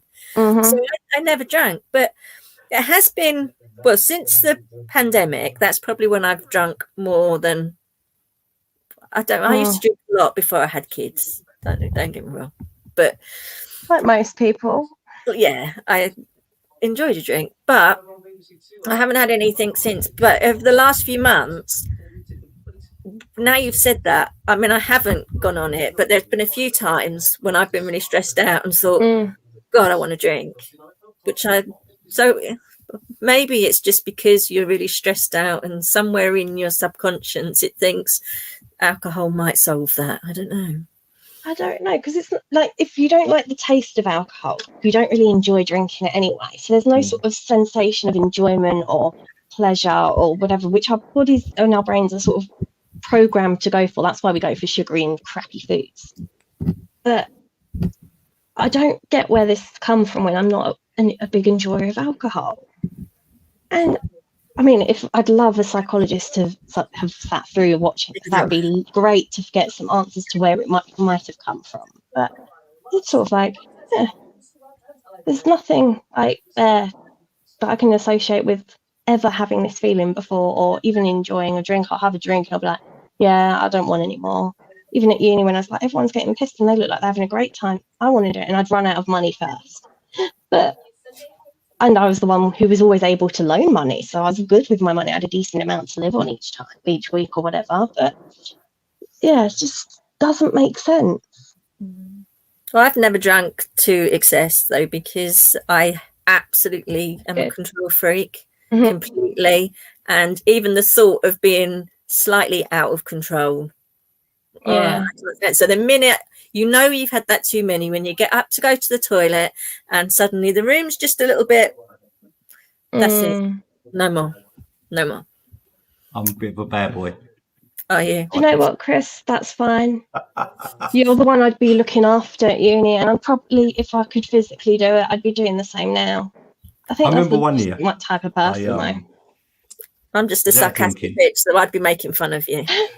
Yeah, out drinking in the city, if anybody's from outside, and I'm pretty pissed. So I've decided to walk home from London Bridge to Bromley. And I thought, yeah, I'll do it, no worries. It's about 6:30 in the morning. I've got blood coming from my feet. My shoes are hurting. And I've gone into this cab shop in New Cross, which is about 6 miles on the way. I've taken my shoes off. And the guy's gone, don't take them off. I said, why not? You know. He said, well, look at them. I said, well, what do you mean? He said, look at all the blood coming out of it. I said, will you give me a lift home? And he said, no, you can walk the rest of it. And I was like, I still got home. It must take me about, at least 8 or 9 hours. God. It was a Friday. Sobered up there. Mostly. I don't care. I really don't. But those were the days. Fond memories. They were good days. I think, fond memories. I think I'm a bit like you in the sense that I'm a control freak. I like to know how when was at lockdown at my partner's, I was sort of like, right, how long is it going to take us to get from here to there, and so on and so forth. And he'd tell me, and then I'd go, so we need to leave at this time to get there by this time. He'd be like, yeah. So I'd be there at the door, shoes, coat on, ready to go, because that's when we need to leave. Oh no, that's when he goes to the toilet and sits there playing a game on his phone for however long, because why not? And I'm stood there in a winter coat, like, what the hell? And it's like, how could I mean, I have to say, you know, I need someone who's that laid back, because I'm quite uptight in comparison. Well, very uptight in comparison. But I think, I kind of have always thought, is it a gender thing or what? But no, his mum's the same, so it's not a gender thing. But I just think, oh, maybe it's just how my brain is and all the other things that go on in there. But I could not imagine like anything worse than being late for things and out of control. I don't like relying on other people. No, I don't like relying on other people, and lateness is definitely I can't stand it. I'm late for loads of things these days because of one reason or another, but I absolutely hate it. That is one thing. I don't actually care if other people are late. I care if I'm late. Yeah. But other than that, I'm pretty laid back. I think, like, because I was locked down with him for so long at his parents, recently we went for a Halloween party, and I had to not only do my makeup but his as well. We ended up being 3 hours late because he didn't shower as early as I kind of had told him he needed to and stuff. And then I was then doing him and me and trying to get dressed and everything. And you just can't do it. But I just thought, I got to a point where getting ready, I wasn't stressed. It was when he was going, right, we need to take photos for my mum, my dad, and your mum, and I'm like, but we're meant to have left. Like, let's make this as quick as flipping possible. Oh no, let's take another. Oh, for Pete's sake. And that's when I started to get wound up, because I chilled then. Don't go anywhere. I used to get up on time, walk to the station, like one does, typical commuter, get there on time, wait for the train. Which the makes train you was late. always late. Yeah. So I gave up. Got rid of the watch, everything. I didn't care after a while. If I was late, I was late. That's it. No, I didn't start work till 9, but I was literally always in work at 8, just in case. Because for me, whenever you travel, I have to think, if I miss a bus and then a bus is cancelled, and so I'm always like, well, when I was at work, I gave up. no, Yeah. Not bothered. I didn't worry. I After a just went and while. bought my breakfast and sat in the office. And but I loved work. Work wasn't work. Work was just You enjoyed playing. it. So And that's what you even when I the got job you home, I was enjoy. still on the computer doing whatever I was doing at work because I just loved it. And that's what you want, a job you enjoy. I didn't know I loved it as much as I You do now. know now how much I loved it, because it wasn't that I didn't like the job. I loved the job I was doing and I loved the people I was working with, but they were asking me to do more and more and more, and I'm not very good at saying no. Yeah, that's me too. What they were asking me to do should have been done with a team of about 5 people, because I had to program, design, and we were doing a database. Basically, I worked for, it's not an advertising company, but all the advertising companies in London have to come via us for sort of legal and marketing and all sorts. So I was the IT for that, and they wanted me to create a database for hundreds of advertising companies, clients and so on. Yeah, by myself. So that's, like I said, the program of it, the design of it, the presentation of it, the interpreting all the details of it, and I couldn't say no, and it was just too much. So in the end, I was talking to somebody online in Canada and decided that Canada sounded like a much better bet, so I went off there to get married. And even the company said, well, we can do it online, we'll keep you on. They didn't want to leave me, we'll keep you on. And I was like, no, the reason I'm going is because I can't do this and I can't say no. But it should have been a team of about 5 people. You should have had somebody working on the code, somebody working on the design. It was just way too much, so I panicked and ran. I've given up with all that now. Thank you. I turn up when I want to. I go home when I want to. Honestly. People say to you, you can't go until 6. Why not? See ya. I've had enough. Day's done. And if I've been there till 9, just so what? You know, if I'm there early, it's very unlikely. But I like about 10 to 8. That's what I like. I'll tell you what, though, it was a fantastic place to work, because there's so many different departments even within. But where I was IT, I had to help all the different departments, like from the top to everything. But nobody really cared about time and anything. And the whole company, even the bosses, were like, right, well, it's lunch break now, so let's all go down the pub. And then we'd be in the pub for 3 hours and then come back to work for an hour. But you couldn't leave the pub because the bosses were there. And I mean, they took us to, the whole company, they took us all to Paris for Christmas dinner. So, you know, that's the Eurostar. They paid for everything. Eurostar, coach for a tour, then a meal in this fantastic restaurant, and then all back. That was just our Christmas party. I'm just like, I do have a funny story about a Christmas party. I was working for a company. They decided to go to Calais. Team building. I thought, wow. Sounds right. Go to Calais. Spoke to the boss. I said, what are we doing? He said, we're going to a restaurant. I said, all right. Sounds even better. So we're going to Calais, team building, have the food, come back home on the Eurostar. I thought, wonderful. He said, yeah, that's it. I said, how are we getting there? Coach, I thought, sorted this, yeah.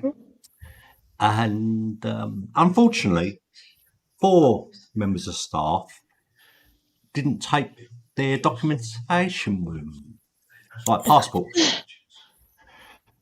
So Oh my the gosh. Brits were okay, them leaving. But when they come back, so we lost 4 members that night. Stayed in Calais. Took them a while to get back. It's quite fun, but we were all laughing. That's why they don't turn up the Monday, Tuesday, whatever day until they come back. Oh gosh. Hi, Shazzy. Nice to see you. One I've got a trip I few did. stories about going to France, though. Yeah. When I was at college, I don't know if my friend is actually listening in the background because Arsenal's playing football, but I was 16 and we went to, I don't know, it must have been Calais probably, with the college. Yeah, it was just, I don't know how we managed to get home. I don't know where I was going with that story, but it was funny. We drank a lot.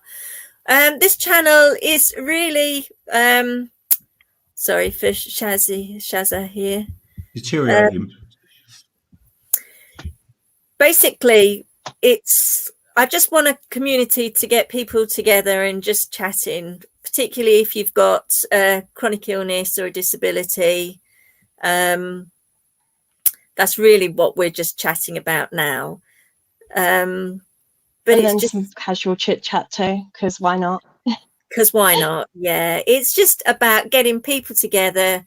You don't have to have a chronic illness or a disability. If it's just, you want to come and just chat with people, then that's what we're here for, really. Or, to learn about certain conditions, particularly through the fogs for chronic disabilities. So fibromyalgia is particularly one that both me and Caroline have. So affects basically every part of our lives, but there's lots of other things as well that various people come in with as well. And so if you have questions about things or whatever, we're happy to help answer them. And it could be people who care for someone with that disability. And yeah. If there's anything, that's going on that you just want to have a scream or a shout about, something that's frustrating, could be anything at all. We're just kind of here to listen to. Well, we're happy to listen to the story, because I can see the comments at the same time, so I don't know if Chris can, I know Caroline can, but if you want to talk about it. I think feeling like you're losing yourself is probably comes under various aspects of Definitely health. Absolutely. that absolutely counts as a disability in my book. Yeah, I certainly feel like various conditions have meant I've had to grieve my old life. Definitely not the life I envisioned for me, that's for sure. Did you want to come up on the panel and talk, or are you happy to type it? What would you like to do?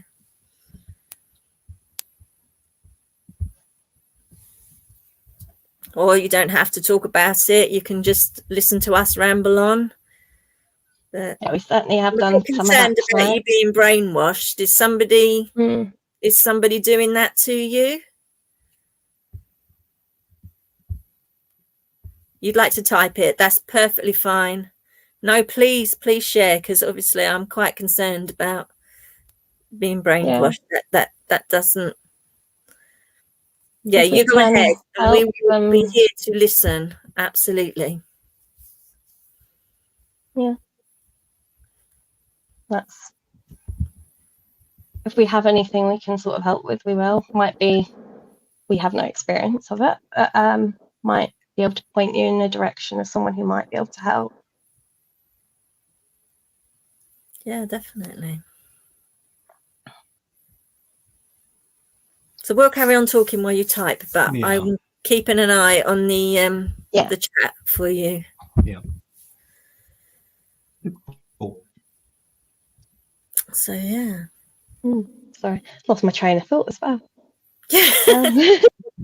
We're just rambling on basically about bad drinking habits and working silly hours. And all the experiences you have and leaving passports behind but going to Calais.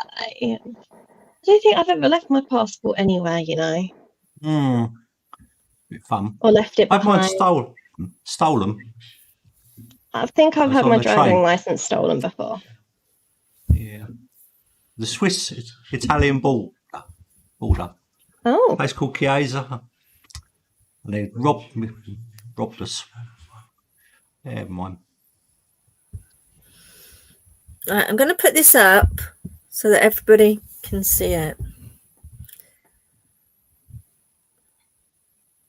Whereabouts are you, Shazia? Am I saying that correctly? I'm sorry if I'm not.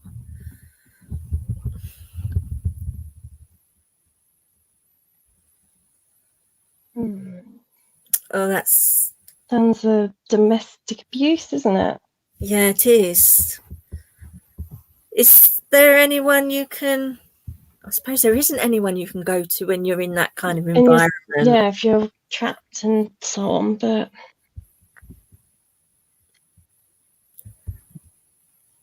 depends on the country as well to what we can do. Oh my goodness. Forcibly married me to a girl, and the girl's family is also owned by him. Okay, so I'm trying to think countries down based on that. Yeah. It's so difficult. I mean, do you get on with the girl, or is it all just really out of your control completely? And messy. The brainwashing thing. So I was thinking to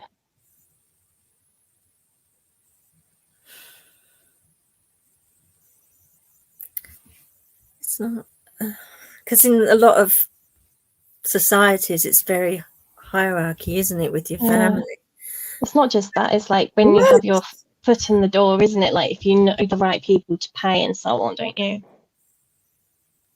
He sends you to prison.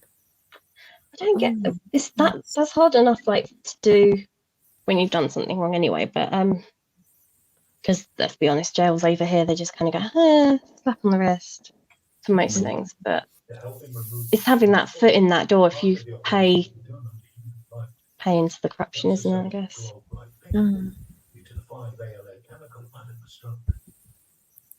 Difficult.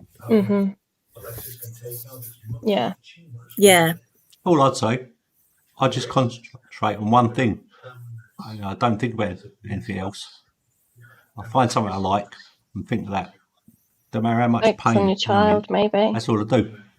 Just think of something pretty, something nice, and think about it.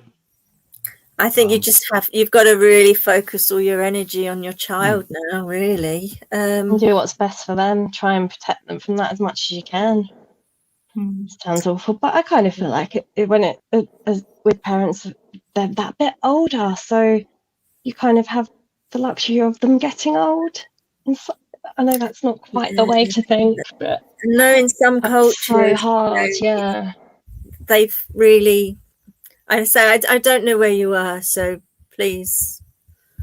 Yeah, if you could share the country, not necessarily any like specifics that narrow it down too much, because obviously social media, but that might just be enough and get a bit more of an idea.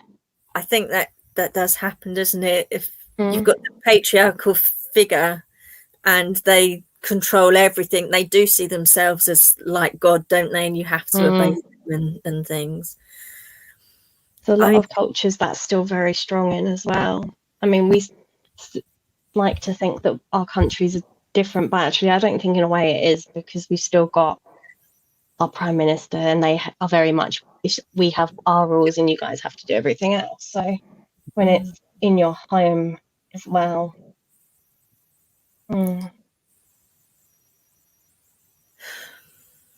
It is so difficult. I mean, certainly we can, please, talk to us, because talking to people and getting it off your chest and actually being able to say things that you can't say in your environment, it does help. I don't foresee if I could do anything, but I don't even know what to suggest. But oh no, please. I think that's a concern in itself when you want to take your life.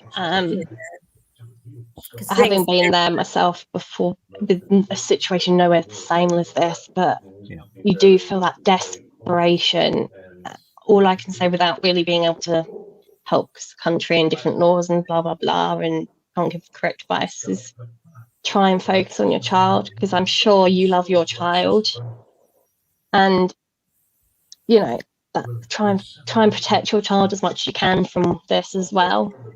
Because you know, if you could change things for you, you would. And so, yeah, I can't. For your child, you have to be everything that your father isn't to you. But it's tough. It is tough, but I mean, we've got laws that are meant to protect us here, but it's still trying to access them if it was the same here. And I'm sure, like, there are countries or families in our country that have the same sort of situations, but actually it's trying to actually reach out and get help in them is so hard, and without kind of getting caught in and making it worse as well.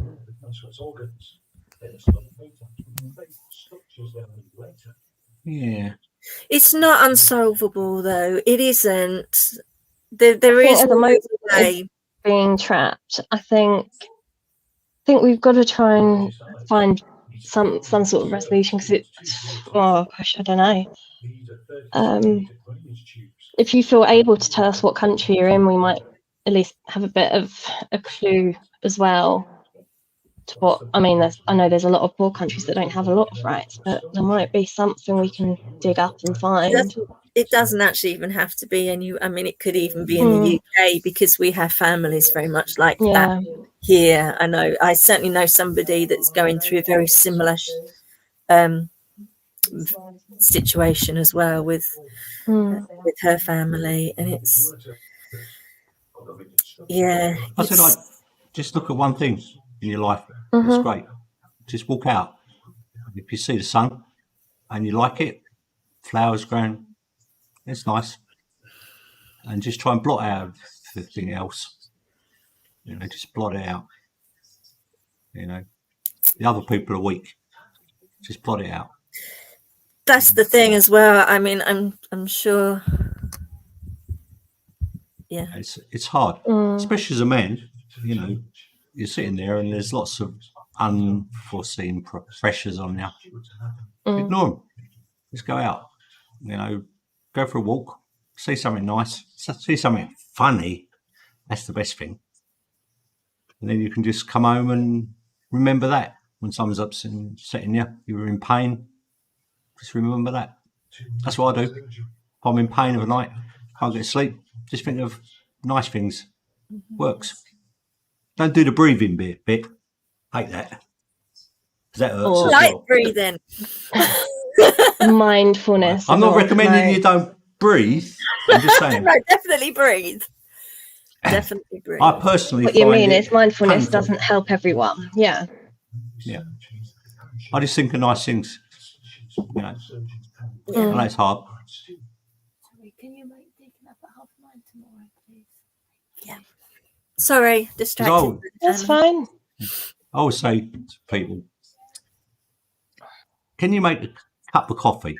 Yeah, and they say, yeah, make a cup of coffee. Can I do it safely? And I'll say to them, not. Make the best cup of coffee in the world. I am. Just focus on that one thing. And people say, oh, that's boring. But you can make the best cup of coffee in the world. Right? And I don't want to do that. Boring. I've got this problem. I've got that problem. Just do one thing. Make a nice cup of coffee or a cup of tea. The best you possibly can. And you'll think at the end of it, I can make the cup of coffee now. Other people will laugh, but believe me, you've got the self-satisfaction. You can do it. Make your own. Honestly, gives you a lot of. I was about 26. I went around the world on my own, everyone's braver going, than me. oh, there's no friends, you can't do it. You meet Yeah. friends. Mm. But You come across enjoyed kind it. people who want to help and so on as well. I gave up everything and moved to Canada. To start again. No, But I you've got didn't to speak have to- the money to do this. I had to speak to people, Well, that's you know.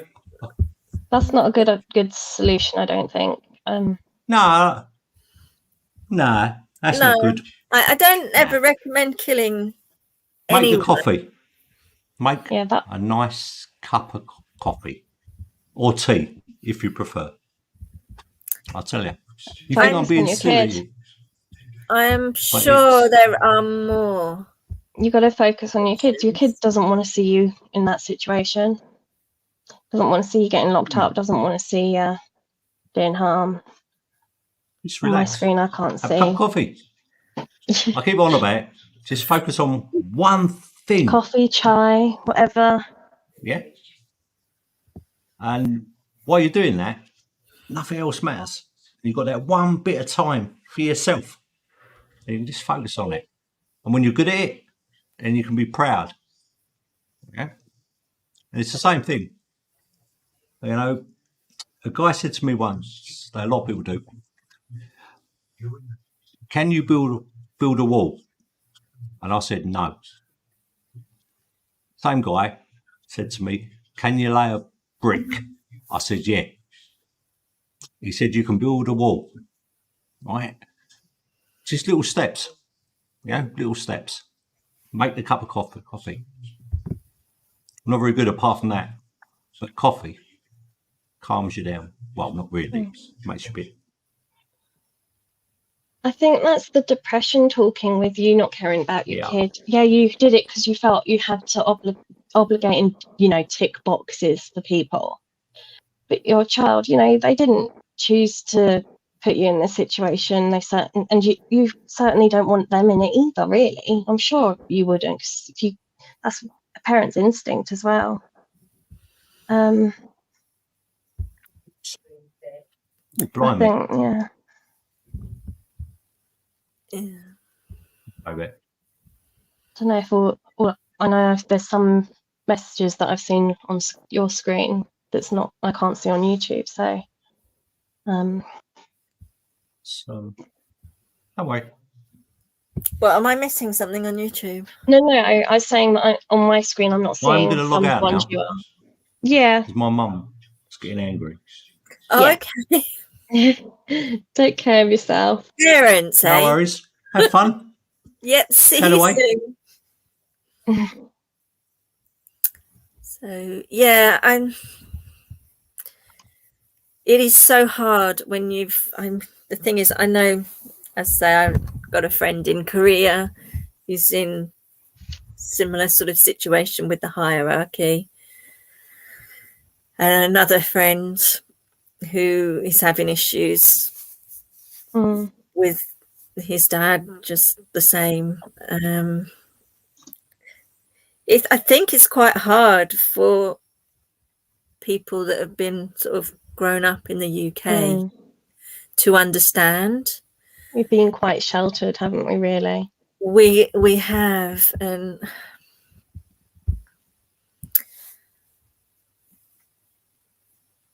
yeah, well, that is true. They do have the connection, don't they, to your abuser, but they're not your abuser's child. He's poor. They haven't chosen to be there. But do you know that child is yours? It's not his. He might have wanted that child for his own purposes, but do you know what? That child doesn't belong to him. That child belongs to you, and that child can be everything to you. Just look at the smile when it looks at you, and just think that child is devoted to you. That child will love you. Never mind the puppet master. That's show them yours. the right way to behave, the right way to be with people. And yeah, Otherwise, that that's one person that's going to be doing exactly the same thing later on. Because they think that's the right way to be. Yeah, you've just got to show your child the right way and make that your inspiration to prove to that child that I don't know, it's really difficult, and I hope just being able to get it out and say it and say whatever you think. I mean, you know, you've talked about wanting to kill them, and that's great, because they're not things that you can actually generally say to people in that situation. So to be able to let that out and say it to us, that's hopefully given you some relief.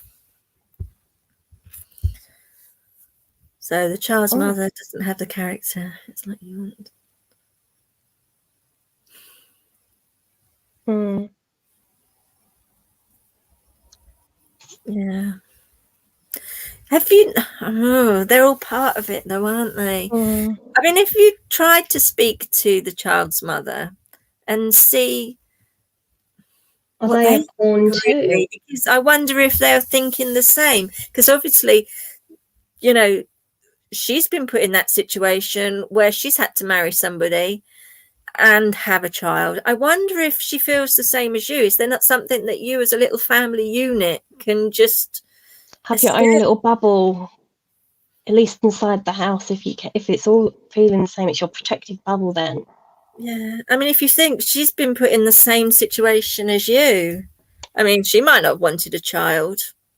I don't know. It's so difficult without context.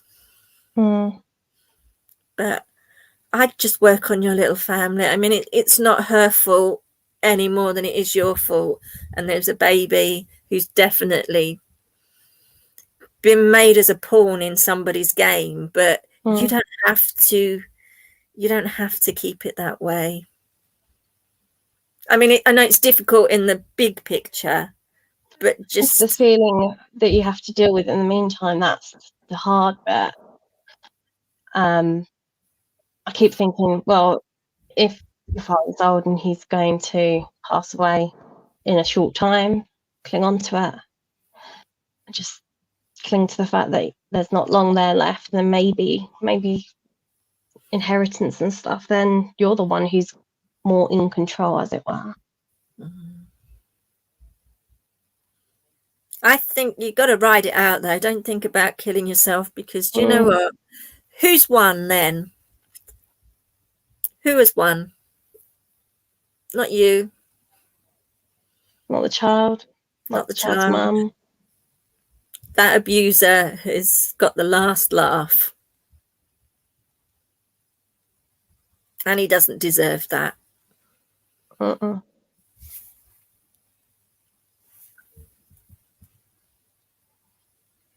but if the abuser's got the money once he dies, then who gets the money? Isn't it you? You get the inheritance. You're the one with the power. She says, hopefully. Hopefully. Well, I know there's all sorts of ways people try and get around it, don't they? Or it might be multiple children, so be split and so on and so forth. So it's so difficult. Yeah. Because these people with the money, especially in the poorer countries, they do just own everyone and everything, don't they? You just I talk like I don't actually have a clue. I've just watched too many Korean dramas. I watch too much TV. So I'm just guessing. Yeah. But then even then, like, things are sort of whitewashed over here as well in their own way, because you don't see the true context of things. And no, we don't. No, we're not shown this harsh side of things, are we? No, but we seem, as a whole, the country as a whole, we seem okay with that. We don't tend to question that because we're in our little bubble. Actually, maybe we should do more questioning. But I think we should do more questioning, because one thing I have always said is this planet is a tiny grain of sand in the universe, and I really, for one, do not want to just be known as a country. I don't think there should be countries, because to me that's just segregation for a start. And I just think, why are we all battling each other? Why? When we could all be helping everybody. And I don't mean by us wonderful United Nations go bombarding into people's countries and telling them what to do. I don't mean that. Sort out problems either. We just need to just accept that everybody is. And money. I don't like money. Okay, what we got? Knowing the purpose of the abusers. Yes, it is. It is actually. Yeah. So you know yourself what to do. Knowing the purpose of the abuser is key to tackle the situation. Play him at his own game. You might win a few battles and you might lose some. But if you know in your mind that, you know, you've got this. You know what he's doing. So already, you know, you're halfway there because you are aware of what he's doing, the games he's playing, the manipulation. So you just got to be strong, which is hard. But I am going to try and do this channel every Thursday if I can. And I would welcome you to come and tell us. Make this your safe place where you can rant about everything. You can say whatever, because it's not going to go. Well, we can't do anything anyway. I mean, I would always say if I thought somebody was in danger, I would do something. But it's very difficult when there's other countries. What's the purpose, though? Like, once your father's dead, he needs someone there as an heir, doesn't he? So he still needs you. Therefore, you'd have the money, therefore the control, and hopefully be able to change it so that you're not in that situation then, because you're the one in control. Can I just ask a question here? And there's nothing I can do about it, even if. What's the purpose of your father making you have a baby? What does he want with that baby? Because that concerns me slightly. Or if I'm just going off on a real major tangent. Well, no one thinks like they're going to die. We just know age is a factor, and ultimately everyone does. So you said earlier that, you know, you could do X, Y, Z and then end up in jail for 10 years. So I'm hoping based on that, it's that he's that bit older or that bit closer. Therefore, a bit closer to your freedom.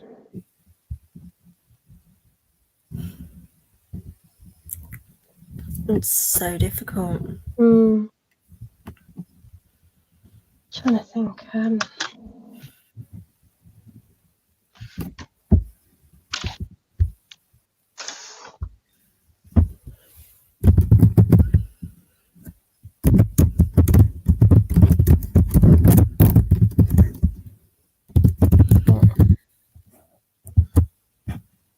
Sorry. Yeah, it's. I'm just wondering what sort of organisations there might be that we can sort of reach out to from this side that may be of help, but it's difficult without. I think the only thing we can offer is a safe place here for you to talk, and I will absolutely do this every Thursday. If you promise me you'll come and talk to us every week, if you can.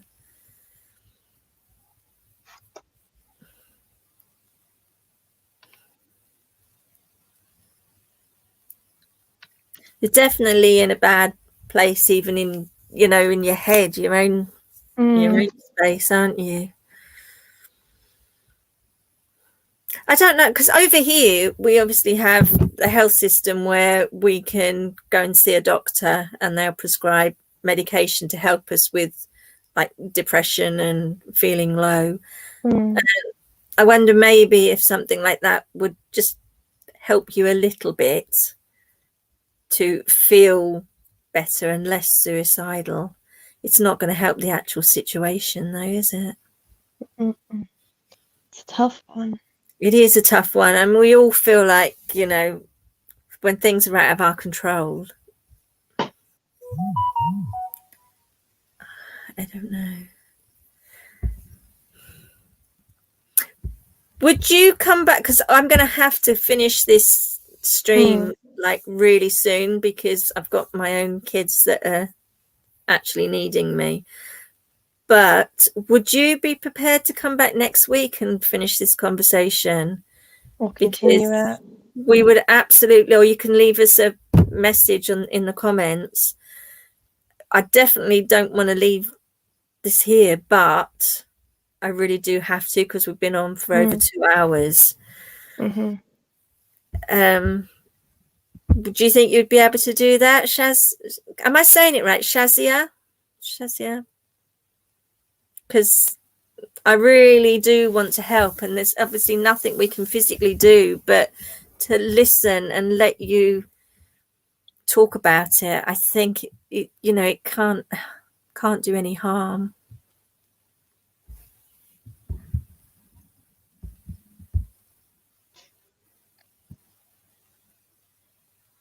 So obviously that whole, her side of the family, all entwined, aren't they? Yeah. Okay. Well, next Thursday we'll be on at between 7:30 or 8 o'clock. 8 o'clock time. Yeah, 8 o'clock. Next Thursday we will absolutely be here, Shazia. If you subscribe and click on the bell, if I come on again during the week or something next week, you know, it'll notify you, and we'll definitely be here next Thursday.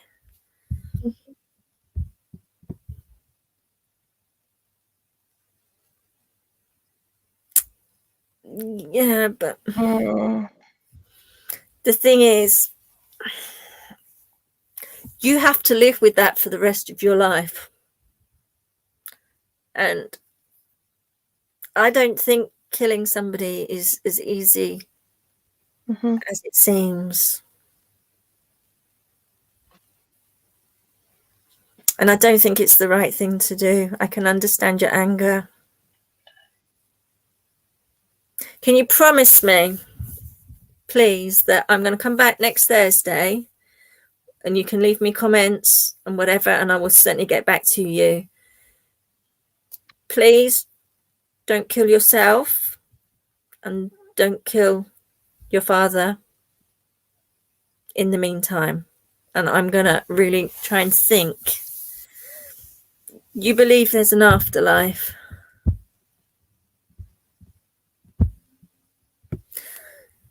I think you should defend yourself, but I don't think you should do it that way. Risk your life.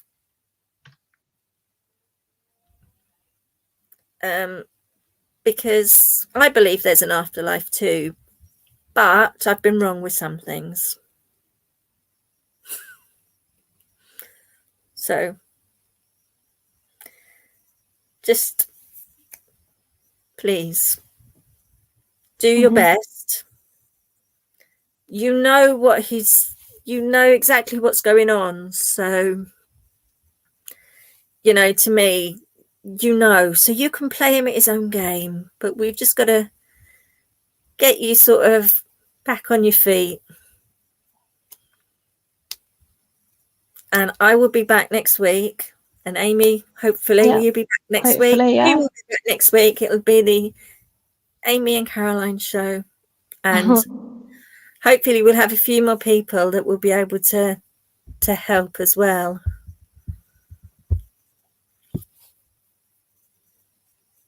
There is a natural reaction, and I really actually do feel your resentment and hate, and it retaliate. You do. When someone hurts you, your first reaction is to retaliate.